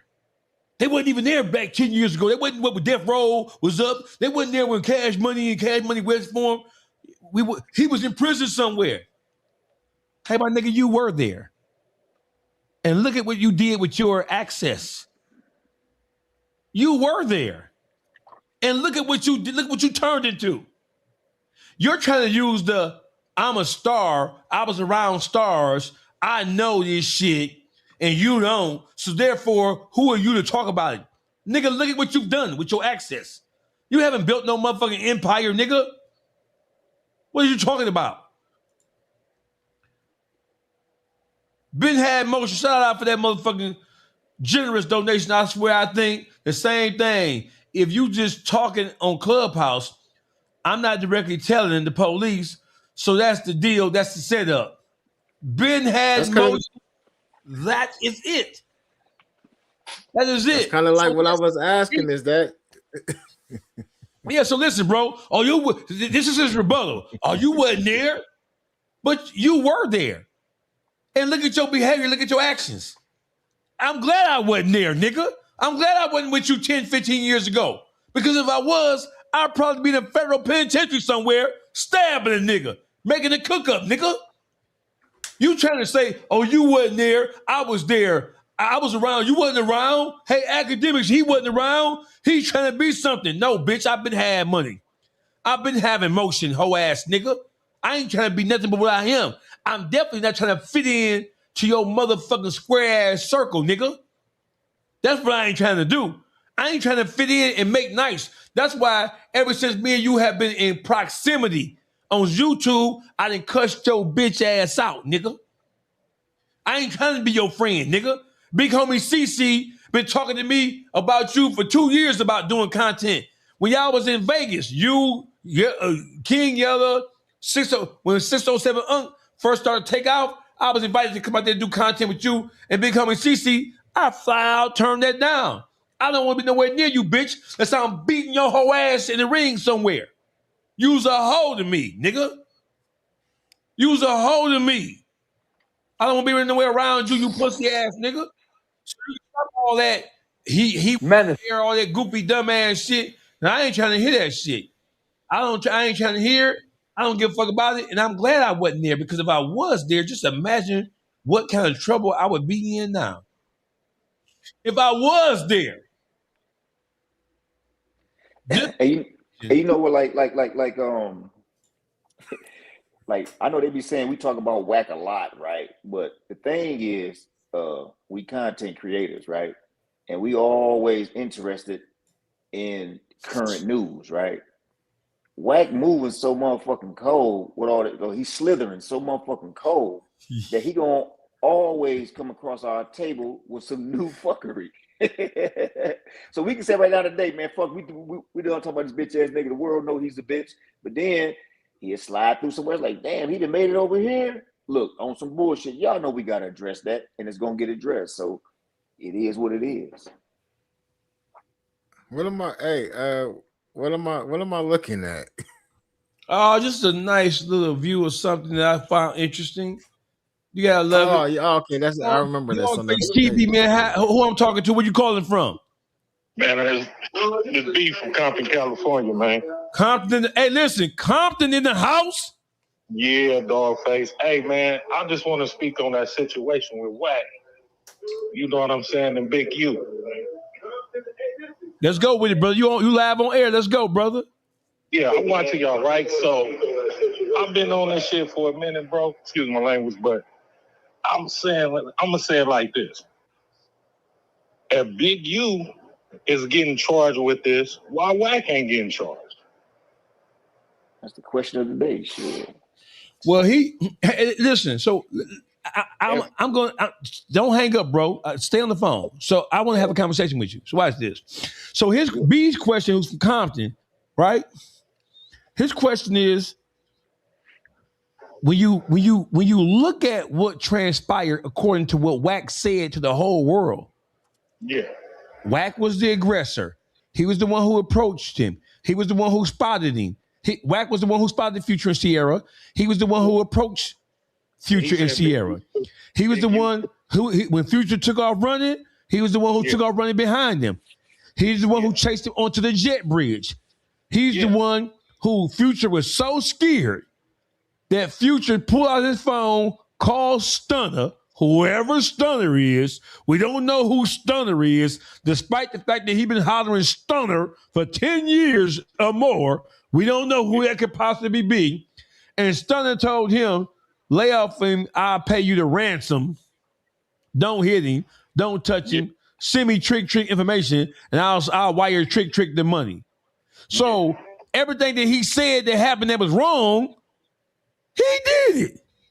Yeah, exactly. So how in the world? I'm gonna ask Ruler. Ruler Report got the goddamn degree in legal. Yeah, but see, the feds don't work like that. If me and you go hit the bank, we both getting cracked. They ain't gonna just do no accomplice or no shit like that, bro. Come on now. The only way he wouldn't get charged. Because that's what I'm saying. All I'm saying, all this shit he be saying, he say Brick Baby got caught with an AK-47. He say Wacko got caught with all these guns and silencers and shit. Munchie B getting ORs and all this shit. Motherfucker, you went to Texas with a whole nigga West Side Iraq in your trunk and you didn't do nothing. You didn't get no time for that. What happened with that? What? He be telling on himself and motherfuckers see SB and you, Ruler Report just report. You know what I'm saying? But I'm saying like you be on his neck. The other brother SB be on his neck. He ain't gonna get back at you. And then when you get him, when you get him, you go too hard, bitch ass. No, let that nigga talk, man, so you can get at him. Let him talk. When he be like, he tried to do the shit with the situation about Cuffy. You had his ass, but you ran him off because you bitch ass nigga. He don't want to hear that shit. So what you saying is what everybody's telling me. Hey, dog. Just how old? Let me ask you that. How old are you? I'm 54. Just give me. Are you over 50? Yes, sir, I am. Okay, so I'm young. I'm gonna consider you as a big homie. So I'm just giving you to my big homie advice. When you in his presence, let him speak. Cause it's the content. Don't fuck it up. Cause I want to see two men have a conversation. Cause that's where he do all that. Woo, woo, woo, woo, rah, rah, rah. Oh, you in the front of a real one. Nigga, let me see you address this real one. What? And how he getting at you. You know what I'm saying? He gonna run. He gonna take off. You know what I'm saying? Go get them transcripts and let's see why your shit was dismissed in the interest of justice, Wack. You call everybody a rat. You know what I'm saying? You calling everybody a rat. You know what I mean? Come on, man. Go get them transcripts, like Deuce Sim say. Go get them transcripts from Texas and let's see why your shit was dismissed in the interest of justice, why you got caught with all them guns going over there to Texas. You talk about everybody else getting caught with guns. You see what I'm saying? That's why Jake gonna react. He ain't gonna fuck with him because he know. They know. They know what Wack doing. You know what I'm saying? Wacko from Compton didn't respond because he know. You know what I'm saying? When Jay Prince said something to him, what happened? The whole street get ready. Come on, man. You see what I'm saying? When you got on his ass, he gonna try to call you a rat. You feel what I'm saying? Whoever get at it, he gonna investigate you. You know what I'm saying? Who do that? Who do investigations like that? Come on, man. I just want to let y'all know some real shit, man. And his team, them niggas raggedy. Because half of them from Compton, I see them all the time. They busted. They ain't got no money. You know what I'm saying? They don't have no money. He don't treat them right. You know what I'm saying? They just henchmen. You feel what I'm saying? I'm waiting for them to have an actual video podcast so we can see who they are. Yeah, he don't want them to be seen. You know what I'm saying? Because they ain't right. I got you, brother. Thank you for calling in, man. Salute to Compton. Salute, hey, salute to all my people out there in Compton, man. Shout out to y'all, man. Salute, brother. Yeah, man, I appreciate y'all brothers, man. Y'all doing y'all thing, man. Salute. All right, thank you, brother. So listen, we got somebody who's in the comments saying, let me ask you a question, Dawgface. I seen that shit, nigga. Come to the D. I'm not scared. I'm not scared. Should I be scared? Hey, Richard Chambers, should I be scared? You can call in, Rich. Hey, Rich, you can call in. Call in and tell me why I should be scared, Richie. Hey, Dick. Call in, Dick, and tell me, should I be scared to come to Detroit? What's scary about Detroit?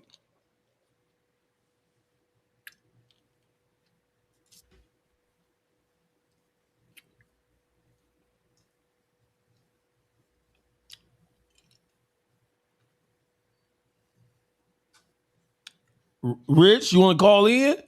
You asked me if I was scared to come to Detroit. Call in, Rich. Here, there go the number on the screen. Right, hold on, put the number on the screen for you, Rich. Call in and ask me that question. I dare you. There you go. Call in, Rich, and ask me that question. Y'all tell Rich to call in and ask me that question, please. I'll answer it. I promise you I will. Ruler Report. What the fuck is going on in the world of in the culture? What's going on in the world of entertainment? I'm back on the road. Ruler Report starting next Monday. I'm LA. Yeah. I'm LA. I'm Houston. I'm Dallas. I'm New York. And I'm Miami. All within the course of 6 days. Good shit. That's a good run right there. That's a good run. That's good shit. Get locations. You know what I mean? Look at this nigga here. Okay. Hey, Rich, now the news cycle been slow other than what you've been bringing out, with the Moses Malone interview, the Cuffy stuff, you know what I'm saying? And this Wack 100 stuff. I mean, other than that, it really ain't been nothing going on. Hey, listen, guess what we're doing tomorrow? We're going to play James Harden's deposition. DawgfaceTV. Where you calling from? What's your name, brother? I'm from Montgomery, Alabama, home of the riverboat, baby. Hey, let me hold on, brother. Hold on now. Watch this. The Gump. God damn it. Damn it, the Gump. So watch this. Let me say this to you, brother. Every time I talk to somebody from Alabama, my mom and daddy both from Alabama, bro. Born and raised. My mama had 10 brothers, 10 sisters. They all was born in Birmingham. But I went from Birmingham to T-Town, all over T-Town, Bessemer. And then my great granddaddy had a big farm down there in Lee County, Phoenix City, Alabama. One side of the street, right. You're in Lee County. Other side of the street, you're in Columbus, Georgia. So watch this. All right. I was at the Classic in Birmingham. I was at the Classic last year in Birmingham. Every year, I'm always at the Classic.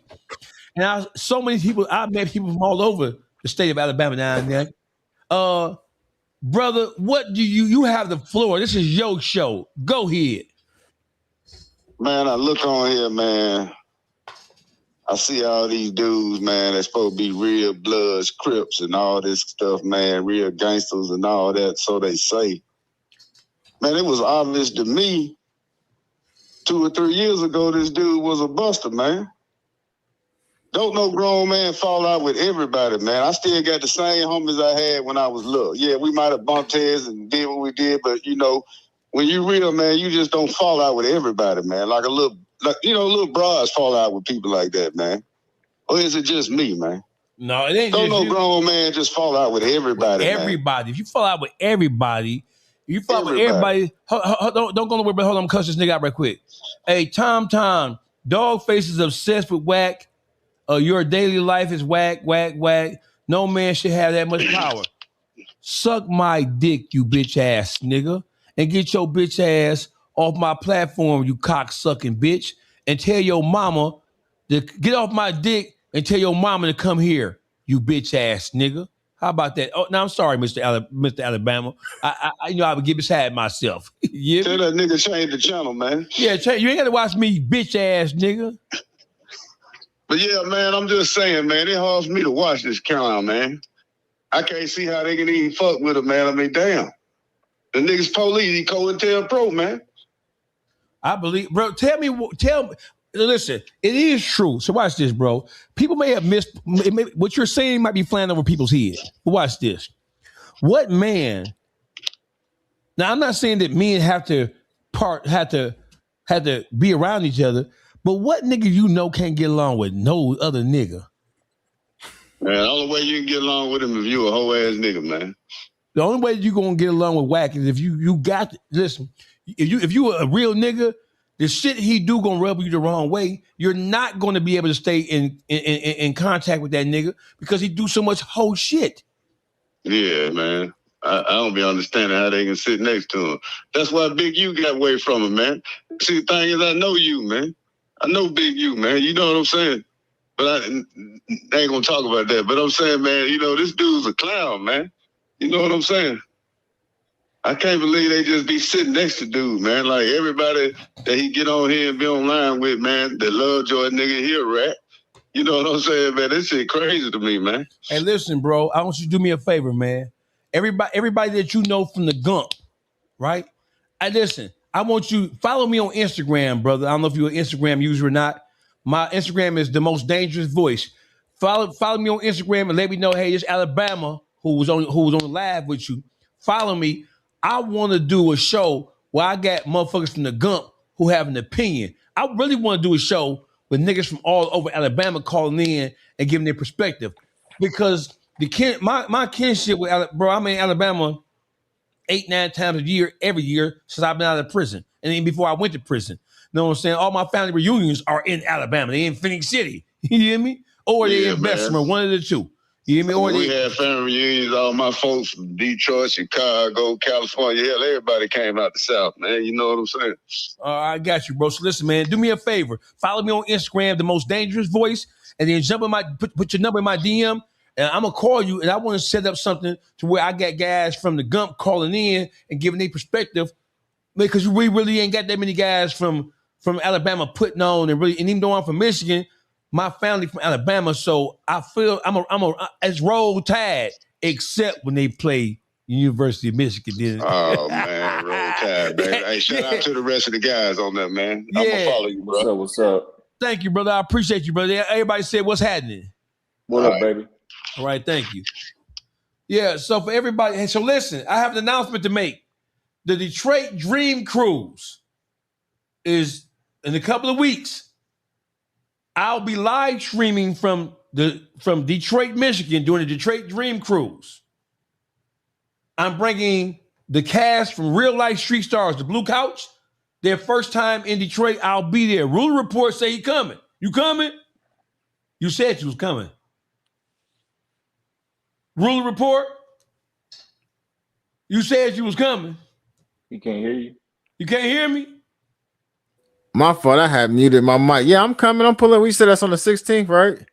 Well, I'm broadcasting live on the 15th, which is a Saturday. Uh-huh. The 16th, my comedy show is on the 16th at Punchline Comedy Club, the same club that Charleston White be coming to when he comes to Detroit. Yeah, so the Dream Cruise is the 14th, 15th, 16th, Friday, Saturday, and Sunday of August. I'll be live streaming live from the Dream Cruise the entire weekend, and my comedy show. If you in or around the city of Detroit, my comedy show is at Punchline Comedy Club. Follow me on Instagram, Dawgface, the most dangerous voice. Click the link in my bio. The tickets are available right now. You better get the tickets, get your sections, because I'll be selling that motherfucker out. We selling that motherfucker out. I can pull up. Pull up. Yeah, I can pull up. Hey, listen, man. That's right around the corner. Hey, listen, tomorrow, be on the lookout. Go follow my Instagram page. Go follow Underdog and go follow the Ruler Report.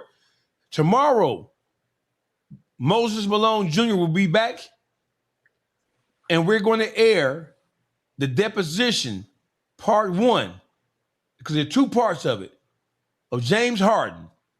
So tomorrow, be on the lookout. We're going to drop the flyer. We're going to tell you what time it's going to be. So be on the lookout for the flyer on our Instagram pages tonight. I want to thank y'all and salute y'all, everybody who tapped in. I think I hit about 600, 700. I appreciate everybody, man.